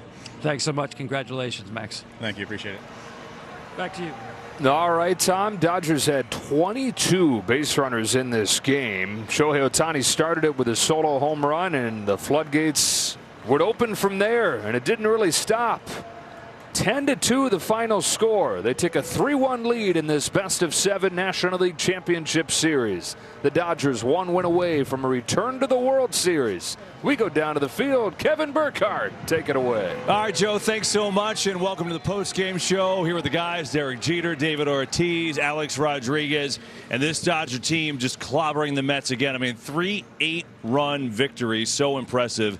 And Alex, I mean, there's so many ways you can go here, but their approach has been so evident, right? I mean, they're taking 1 million walks. They've got the most walks in the first 4 games of a series ever. They're hitting home run. They're doing it all offensively. Look, I mean, I've called them an offensive bully. Here comes the man of the hour. Forget that. Forget timing. that. Mookie's coming over to join us. Mookie Betts, what a night for him. As he will come and join the set once again. Fire, fire. Move this over. We're getting them all situated here. What's up, Mook? How you doing, man? Congrats. Good to see you again.